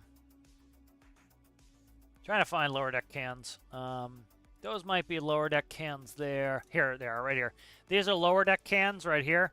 These cans, those go in the bottom right here. All right. So they have upper deck and lower deck cans, like so. And then let's see if we can find air cargo can trailer. So they have a bunch of different trailers that will carry these cans.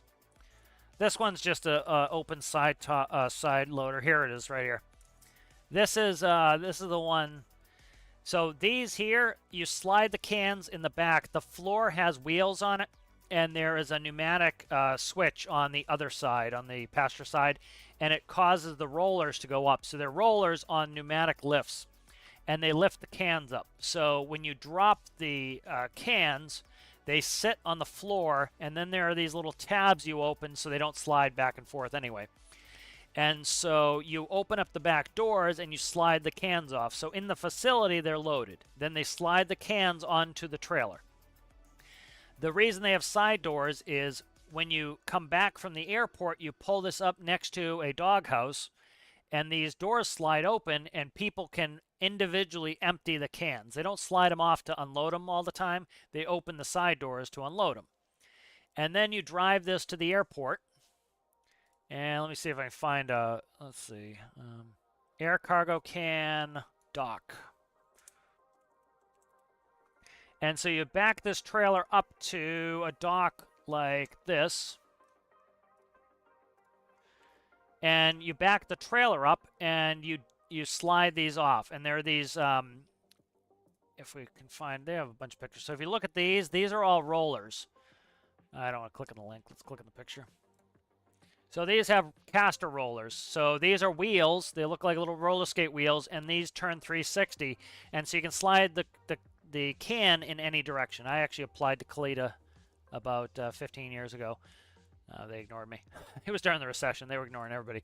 But, you know, so you slide them on there, and you can slide them in the back of the trailer. And then you take these lifts, and you lift the cans.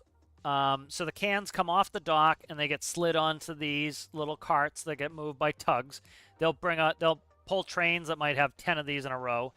And then you slide the can up, and it goes into the airplane.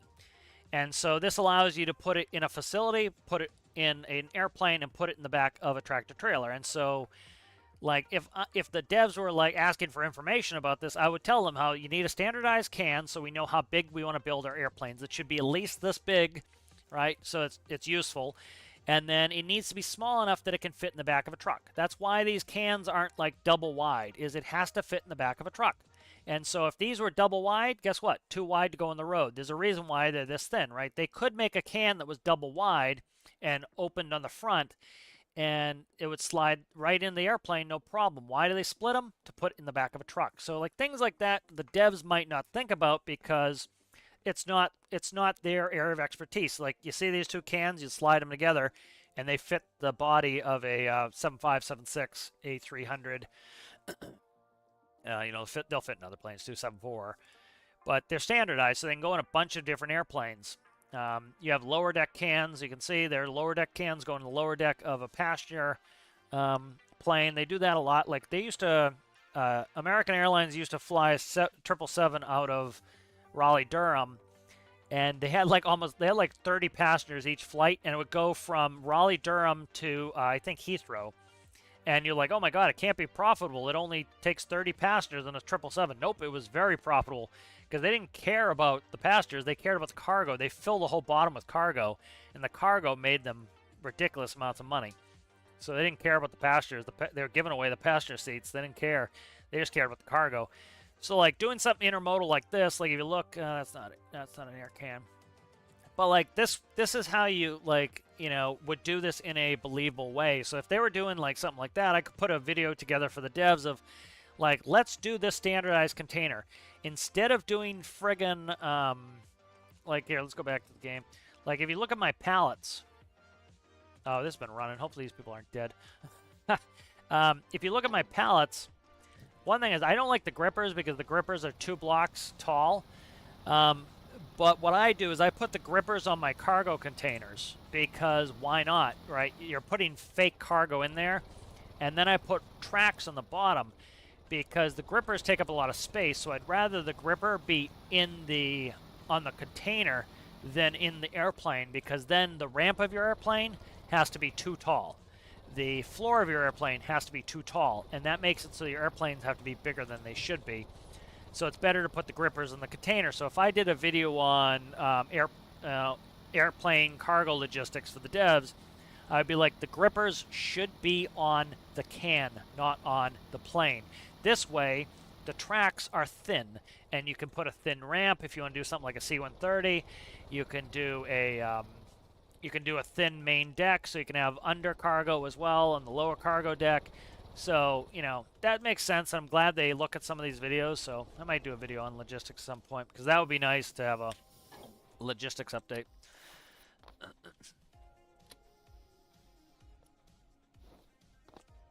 But, like, you know, it makes perfect sense why they're not experts in these things, so it's good that they reach out to people who might know more than they do, so that hopefully things get done in a logical thing. It's like we all stand on the shoulders of giants to learn how to do these things. Like, you know, a lot of these ideas I come up with are like, you know, you're looking at how it's done IRL, and then you can extrapolate that into the game And it's because engineers have spent thousands and thousands and thousands of hours coming up with solutions to problems, and instead of you, having to come up with them on your own, you just look at how other people did it, and then you're like, oh, that's a smart idea. Let's do that, And maybe you can innovate like 1%, and so over time it gets a little bit better every time.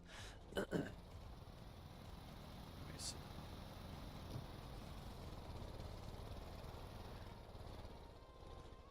me see. I'm just reading some of JC's comments. Yeah, we were talking about trawling a little bit earlier, JC. The only issue I would say with trawling that's the problem is how are they going to make the nets? I would say the nets probably can't have a collision, because if the nets have a collision, the likelihood is it's going to get stuck in something and then crash the game. So they can't have that. The problem too is multiplayer. Unfortunately, like personally, for selfish me would say, which I'm not selfish, so I don't say this, but selfish me would say screw multiplayer, just make it for single player. But a lot of the community likes multiplayer, so they have to make it so that it works for multiplayer too. So you can't make it where it crashes the game if a couple people are out trying to fish. So I think nets are going to be very challenging. I hope they can do it. I would love it if they figure it out, but I think it's going to be very challenging. And it wouldn't surprise me if they figured out, let's say behind the scenes, they figured out sales. They figured out how to do them, and that's going to be the next major update after fishing. Then we can imagine, hey, we get nets. That probably says, hey, they figured out how to do flexible, flexible cloth type physics. They could probably do sales at that point, A huge plane to carry all that weight. I don't know. You mean which weight?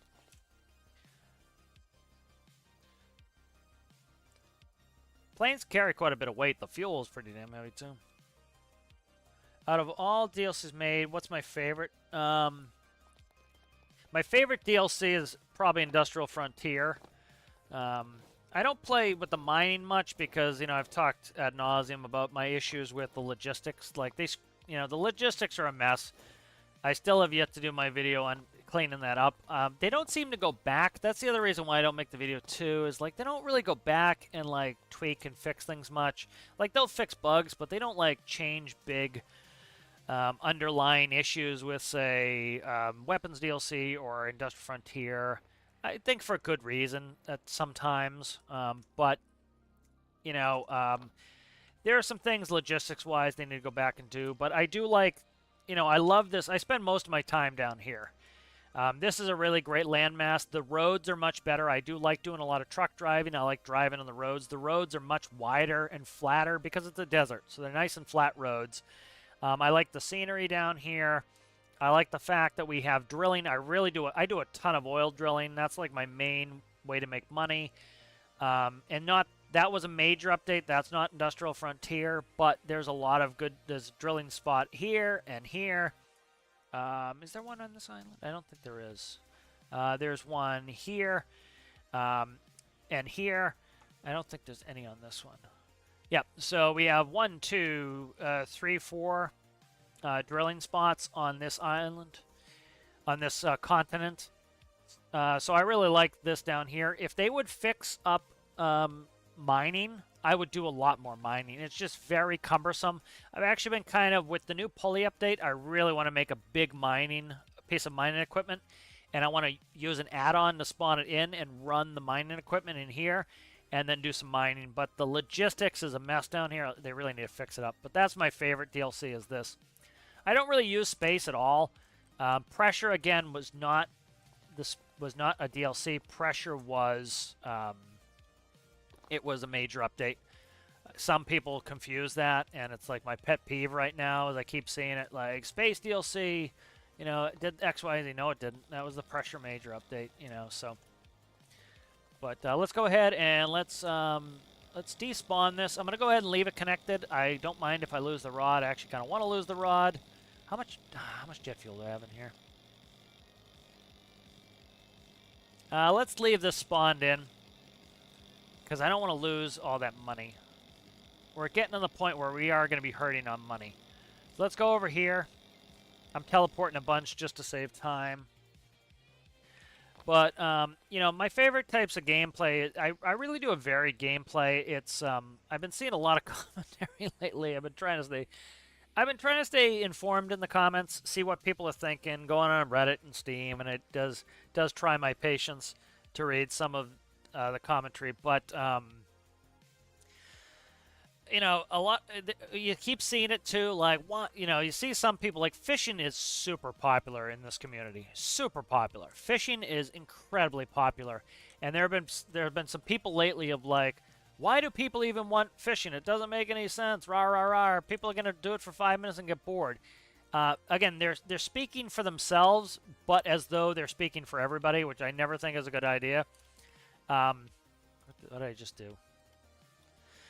They're speaking for themselves as though they were everybody, which I never think is a good idea. I think the better thing to do is say, hey, I don't understand why people like fishing. I would do it for 5 minutes and then be super... I did it again. I would be super bored with it. A lot of people are going to spend a ton of time fishing because that's what they want. You know, and so I think it's a... Okay, I know why it's happening. All right. Get out of there, devil. What is going on with this?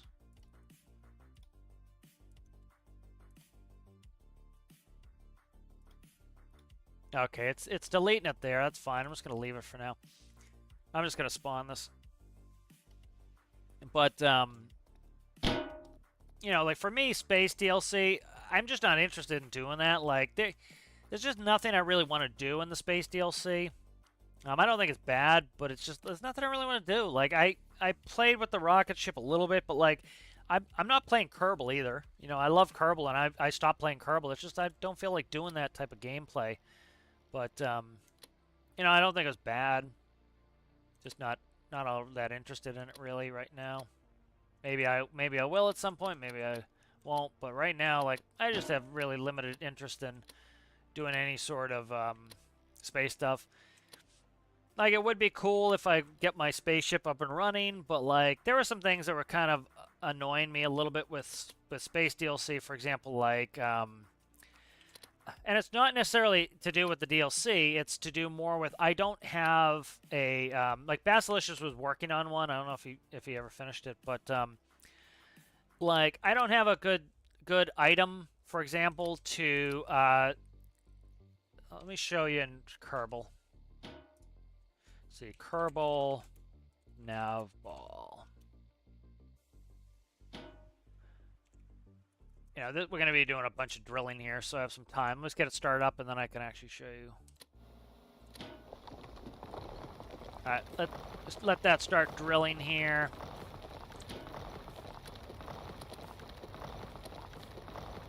Once we get the second rod in, it's a little bit.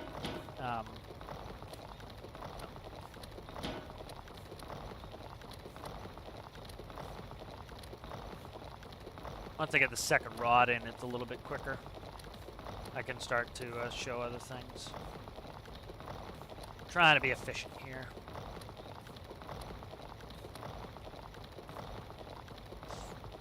That's Kerbal nav ball.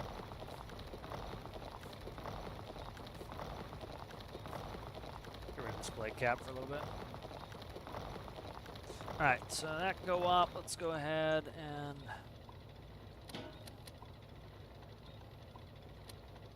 Up, don't hit it, don't hit it. I always do that, I'm too quick and I hit it.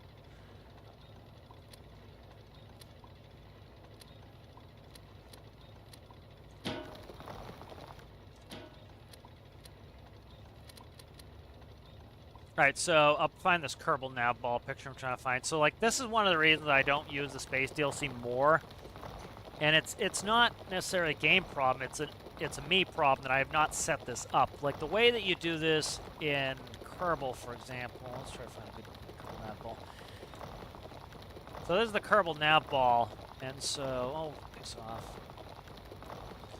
And so, like if you look at this, you have your prograde, your retrograde, and where you're currently headed.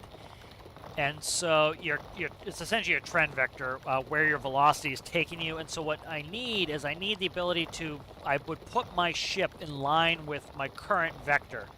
And then I need to, so I would go where do I go? I could go prograde and do RCS backwards, or likely what I would do is I would turn my craft so that this right here was on my retrograde node. Retrograde means that I'm going backwards exactly where my velocity is taking me.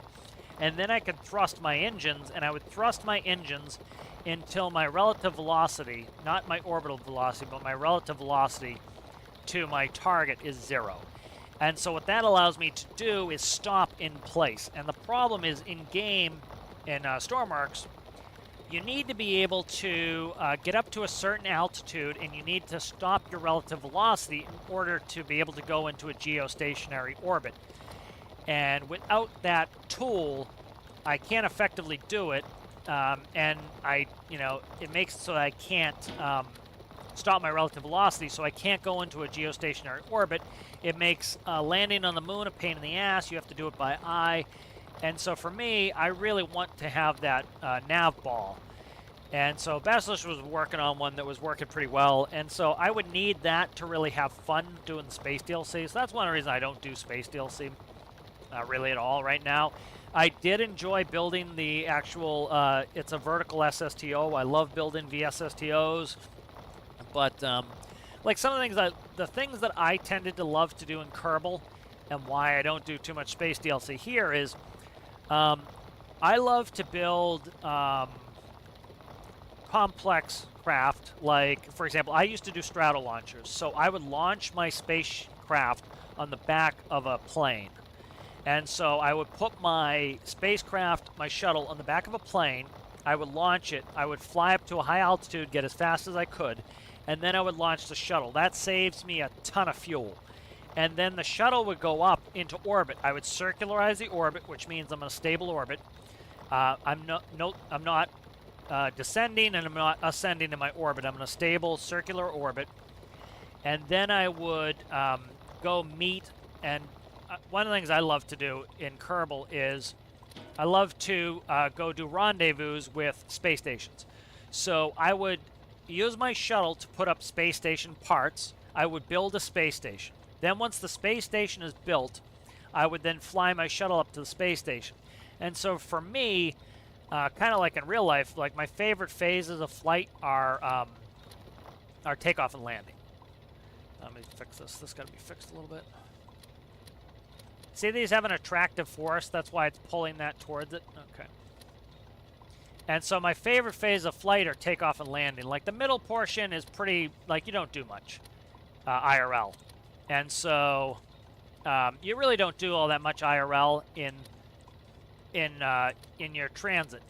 You know, you pretty much are just like sitting around doing nothing until you do takeoff and landing.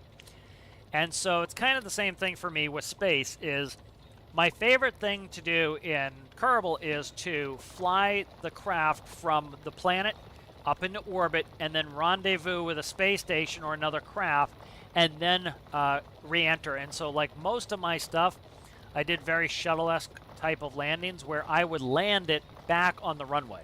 And so I would deorbit and I would land on the runway with my shuttle. And so that was a lot of fun for me.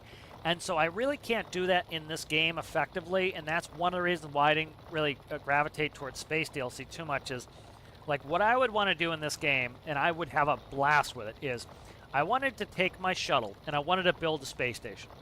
So that means that I have to be able to put a space station part in the back of my shuttle. Then I have to fly it up to orbit. I have to get into a geostationary orbit, and I have to stop the relative velocity, and I have to make sure it's 0.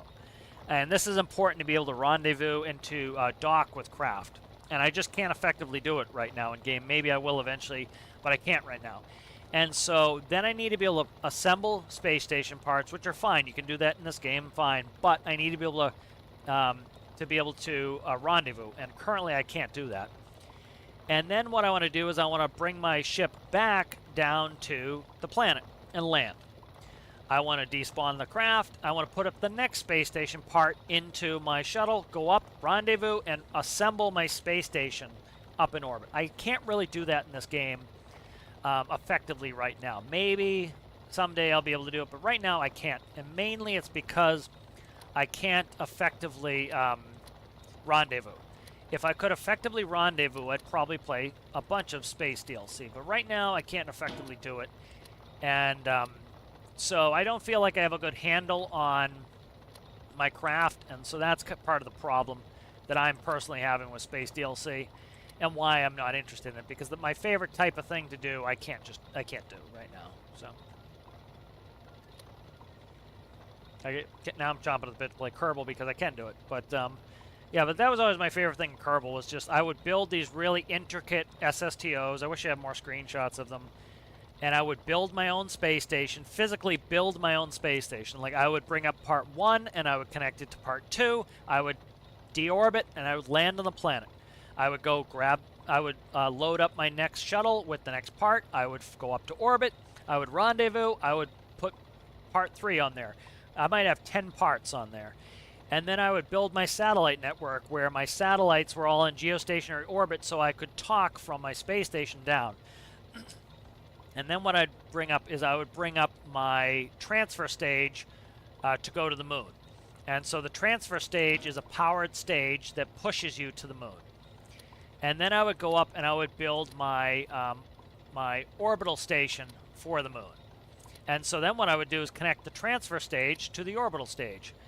And then I would push the orbital stage all the way over to the moon and leave it. Then I would bring this transfer stage back, and then I would build the command capsule for the transfer stage, and I would build the lander. And then what I would do is I would fly those all up to the space station, and then when I wanted to go to the moon, you would connect the transfer stage, the command stage, and the orbitals and the lander stage all together, and you would fly those to the moon. You would connect with the moon station. Oh, I'll go check. You would check the moon station, and once you check, and you go to the moon station, park, and then you would bring the lander down. Oh, that's a neat truck. Let me see.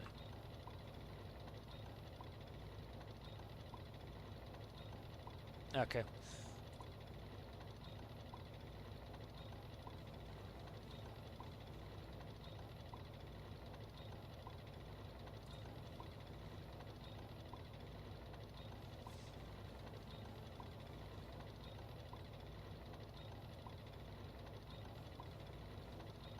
Thanks for letting me know.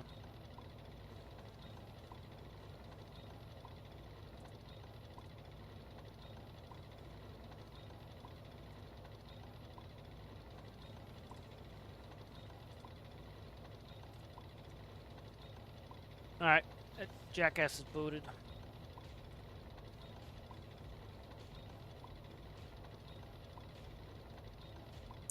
Is it doing IP? Is it doing an IP lock? That's interesting.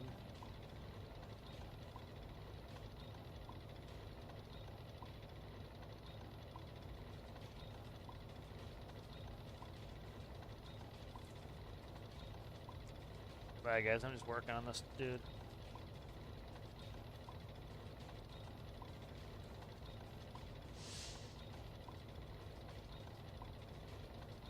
I wonder if Discord's doing IP bans now because all of his messages showed up hidden from me.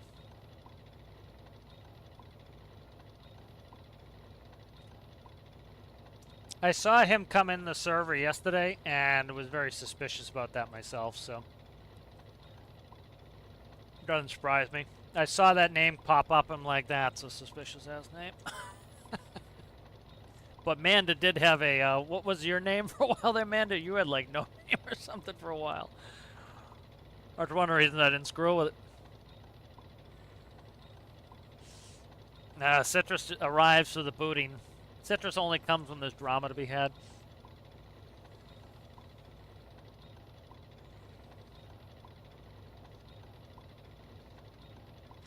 Yeah, I booted his ass. Just like people interacting with him just fills the server with crap that I then have to try to clear out, so just report him to me and that's good. Yeah, I wonder,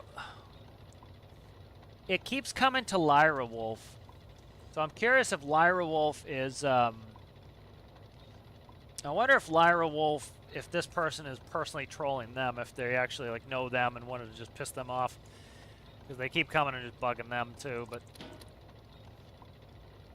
so I was gonna say Lyra Wolf might want to actively see if they can put in a thing to ban them from contacting them too. That would make sense if that's what they're doing.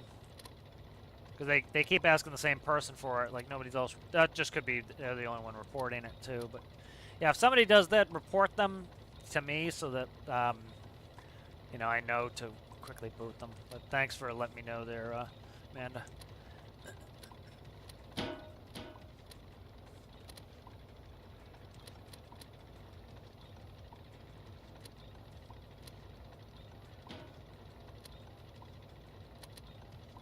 And generally, I don't have to deal with too much nonsense in the server, so that's kind of good. But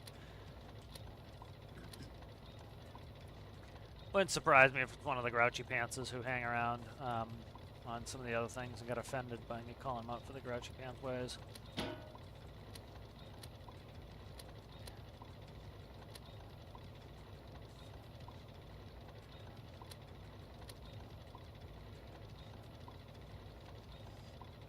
Like, you notice how it like will stop slidering? If you move it around, it will slider again.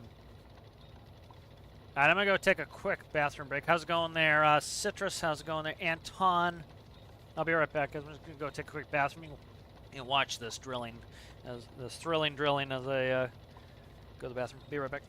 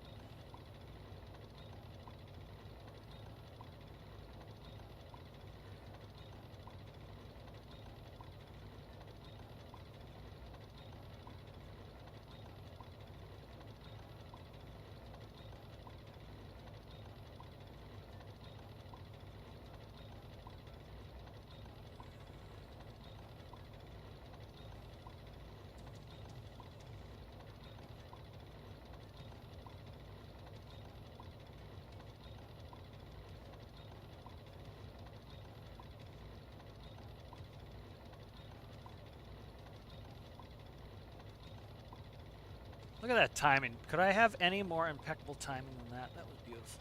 Beautiful timing. Oh, shit, don't do that. No, stop. That was the right thing to do, and I completely pressed the wrong button. Go down. Oh my god. I forgot how to run my operation. Go to the bathroom, then can't run my operation when I come back. Ugh. Must have left some brain back there in the bathroom.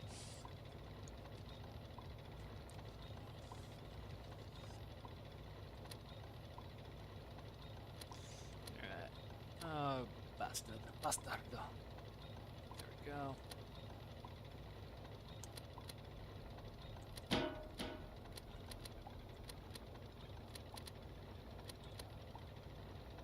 Alright, we should be hitting oil here soon. We're almost out of rods. Giggity. Usually we hit oil at that point. 42, so we'll probably use all these rods to get up the stairs, please. He's drunk. He's drunk. Alright, good. Yeah, I love the oil update too. You know, like everything, it's got its issues here and there, but I think it's a really solid update for an industry. Yeah, we had some of my favorite commentary in the in this week's update of people being like, "It's supposed to be a search and rescue game." Like, no, dude, it's whatever the devs make it. It's their game. They're making what they're making, and they're making. Luckily, they're making what we ask for in the poll, and part of this is it diversifies gameplay. I love search and rescue in this game. I probably play it more than most people, and I would be bored to tears if this game was only search and rescue. Sometimes I like to go and I like to drill for oil. Sometimes I like to go mining. Sometimes I like to do search and rescue. And because we have all these different things we can do, it makes it so that, one, it's easy not to get bored, and two, if you don't like search and rescue, you don't have to do search and rescue. If you don't like oil, you don't have to do oil. And the people who want to, like, gatekeep for others, I just don't understand it. It's like, unless you wanted to pay $100 for this game because you gatekept and made it so that nobody, you know, that only your type of gameplay was available, then you'd have to carry the cost of the game, and the game would be abandoned, you know, because you need to make the game big enough. I talked about it that one episode where I did the bubbles, is every little bit of the community makes the game possible. By having the sinking ship survival people who love to go play with a Kraken and sink ship, they buy the game and they keep the game alive so that you can enjoy your gameplay. And me buying DLCs and me, you know, enjoying oil keeps the gameplay alive for those people, you know. And so the different gameplays allow us all to enjoy the game, you know. And it doesn't pick your pocket if somebody else gets what they want, you know. Some people think that, oh, if the devs didn't spend the time building the thing I wanted because they gave somebody else what they wanted, it was somehow they stole from me. And that's not how it works. These devs do a good job of giving other people, even if they're a small part of the community, something. And I think that's applaudable, you know. And, you know, would I have rathered if they spent some of the time, like I said, you know, personally, I would rather if, like, there was no multiplayer because I don't use it. But I'm glad they do it because I'm not the most important person, you know. And so I'm glad that other people get what they want, even if it means that I don't get what I want. That's called being mature. You know, but I see that attitude all the time, and I was just like, ugh. But, you know, it's this sort of thing. It's nice that we can do a diversity gameplay. Because, like, sometimes I just want to go drive a tanker truck, you know? And sometimes I want to go do a rescue. And sometimes I do not want to do a rescue at all. And so I have some other type of gameplay I can do to enjoy myself. Ah, shit. Let's see. I might have pushed that rod up too high. I'm hoping I can get them joined. There we go. Okay. And I was afraid I got them to the point where I wasn't going to be able to join them up. We should be hitting oil here soon. I don't really want to grab that last rod in the event that we hit oil first. We can drill lower, but we're going to probably hit oil. We might need one more rod. I don't want to attach the rod, and because I don't think I can put it back in the stack, and then I've got a rod sitting here, so. Yeah, the oil update was really good. I think they need to work on the oil spills. I think one thing that would go a long way is the clear all oil. Give us a clear all oil button, because there are times when, I talked about it yesterday, when by all right there should not be oil everywhere. Like if you look here, I've had consistent oil spills constantly. And the reason I have these is when I first started to do my fractioning here, I accidentally pissed some jet fuel onto the ground. It was 100% my fault. I pissed jet fuel onto the ground. It was like 2,000 liters, but since then I've had freaking oil to clean up. And sometimes it takes forever to clean up, if it even does clean up. And so that is frustrating. So, you know what? I spent the time. I cleaned up oil. What is up here? What is this? Oh, the moon stuff. I think that's moon. No. Yeah, see the oil spill up here too. Like that, this is legitimate oil spill. This was from a rescue, so that should be there. That's fine. But like, I should be able to go custom menu, or is it custom menu? Clear all oil, and then it resets the oil. And then if it spills again and I want nothing to do with oil cleanup, all I have to do is clear all oil again. And if I want to clean one up, I clean it up. If I don't, I clear all oil. I think that's a good option for them. And really, people have already figured out like a way to get around it. Let me see if I can bring it up because we're still drilling here. Let me see.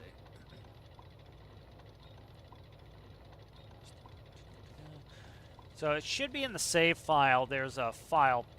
I don't recommend doing any of this. I don't, you know, edit files at your own risk. Let's put it that way.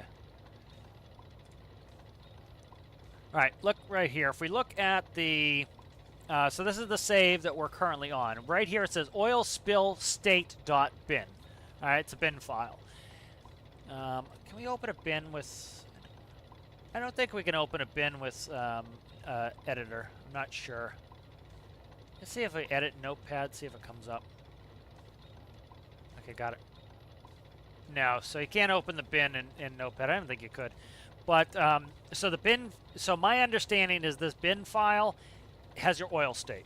If you delete this, it should get rid of it. Again, do these things at your own risk. I'm not advocating it. But, like, you could go in there and do that. So, theoretically, it should be easy for you to be able to click on it in-game and have it essentially get rid of the oil state. And then it reverts the oil state. It saves your oil state bin as 0 oil. And so, that's what some people are doing when, like, they get too much oil or it gets out of control. But I think the devs would benefit from adding that button. There's a lot of low-hanging fruit I wish they would just do because it would really...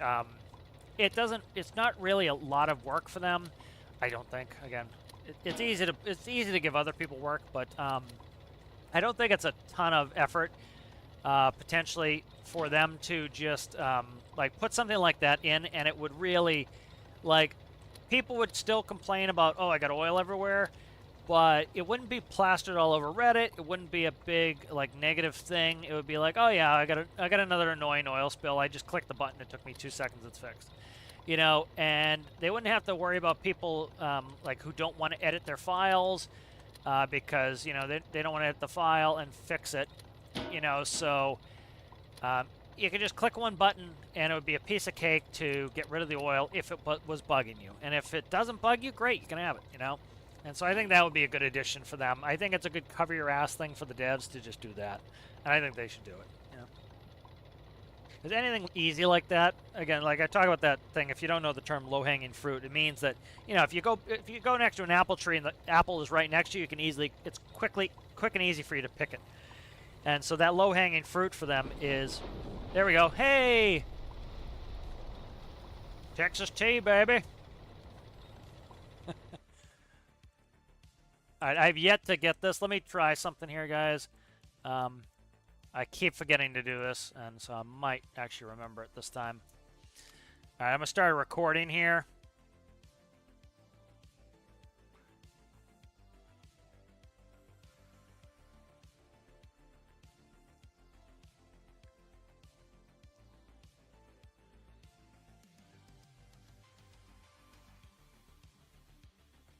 All right. So I keep forgetting to get an oil spout. I want to have it for a GIF in case I need to use it for something. But there's oil. If you notice, we have the right number of rods. It's because I built this rig specifically for, usually it's 60-something on the land here. Sometimes out in the ocean, I guess it can be very deep. But I've never done ocean drill. It interests me, but it's a pain in the ass, so I haven't done it. You know, so I'm not interested in it that much because it's a pain in the ass, and I don't want to do it. And I don't mean pain in the ass as bad gameplay. It's just like it would take me months to do. And again, it's part of that thing is I don't want to... It would not be fun to me to spend the next 3 months to just do oil drilling in the ocean. It really wouldn't. And I would have to build a big ship that I'm happy with, that works well. Like, you see how long it's taken me to build a home ship to where it is now. And so, like, it's... I would rather invest my time doing other things. One of the reasons I don't do a ton of Lua is I like Lua, but I don't want to spend... I'd rather spend that time building a new craft than to dedicate it learning Lua or building a ton of Lua stuff. It just, I'd rather do other things, and so that's kind of why I don't do it, you know. All right, JC, thanks for hanging out. Appreciate it. Nice to see somebody new. I don't know if you've been in here, JC, before. I think first time I've seen you, I think. I'm not sure. But appreciate you hanging out, JC. Thanks for coming by.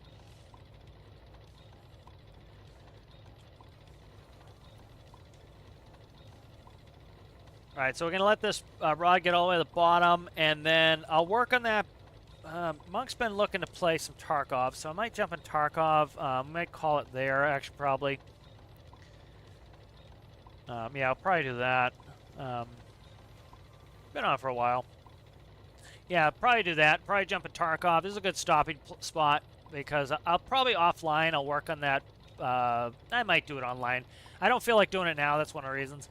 But this is a big step for us to get where I want to get towards my end game play. Is by having the base here, what I'm going to do is eventually I'm going to get rid of all the jet fuel and diesel that's in here. This I might grab the jet fuel and screw because currently I need to work on this fractioning tower to get it to work nicely again. I want to upgrade it. That was the whole reason I was doing the oil drilling tutorials, was I eventually wanted to keep working on this, and I finally got to it in game here. So I'll start doing updates and releasing them on the workshop and doing some tutorials of how to automate the system so that it automatically regulates temperature, how to make the temperature better and stay above 300 degrees constantly. So we're going to work on that together. We'll play and we'll learn the mechanics together, and then I'll do some continue work on the tutorials. But I'm going to despawn this base because there's no real reason to have this. This port is too small for me to be able to effectively put it on ships. There's no really close airport. I'd have to truck it down to Ender, which would be kind of fun, but it's not all that interesting. And I could always put a new rod in and go ahead and I could just put a new rod in and go ahead and put another fractioning tower on there if I wanted. And so we're going to pretty much stop working here, and then we'll go over here where the nice thing here is I can pull a train up here. I have a pumping rig that I drive a cart out with a hose, and I fill the train, and I can either go back here with it, or what I usually do is I bring my big tanker road train, grab the oil, I can fill up huge quantities, go back, dump it into FJ, and then FJ I can actually spawn the home ship at. So I can move large quantities of oil. I can put my oil tankers here to move large quantities of fuel and oil, and then that gets me into the end game of where the home ship's running. So that was something that needed to be done for that. So let's go ahead, and what I'm going to do here is I should probably detach this for a save. I'll make 2 saves, so let's go ahead and stop this. It's always good to do it this way just because it makes sure all the oil is going to work correctly. So what we'll do is we'll go ahead and make a save here. So this is the 27th. This is, let's see, well drilled, connected, well drilled, connected. Okay. Well drill. Disconnected. Alright, so that's saved up. So if this acts the fool, it's easy peasy, breezy, beautiful cover girl for me to fix.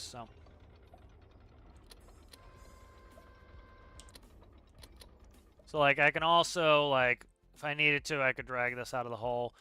But this is, if you remember, I put this on that if this falls in the hole, I can send this down and pull it out of the hole. So we're all set there. See, this actually keeps drilling. It passively drills as long as it's turning. That's why I kept going down. So this should be all set for us to go ahead and put the new fractioning rig on. Probably next episode, I'll go ahead and fix up the fractioning rig, and we'll get that automated. Start drilling out, start fractioning a ton of oil, stick it over there, and then onto the home ship. So that's kind of my favorite time of gameplay for me in a career series is to start to be able to get that home ship out. The helicopter is running beautifully. The home ship is running well. It's just not finished. It will take us. The nice thing is it's running, So as I start to want to add things, I just add components to it. And then the skiff is working really well, so then the home ship's going to be in the world. We should be able to tow stuff with the home ship, so that's really good, and should be a lot of fun. So hopefully you guys are looking forward to that. And we'll have fishing rods next week, which will be a lot of fun. So thank you to the members. Sign them out. Connor Boyle, Sergeant Chaos, Aaron Repairs All, Citrus, Rasmus, Mandavr, and Anton Anderson. Thank you guys for being members.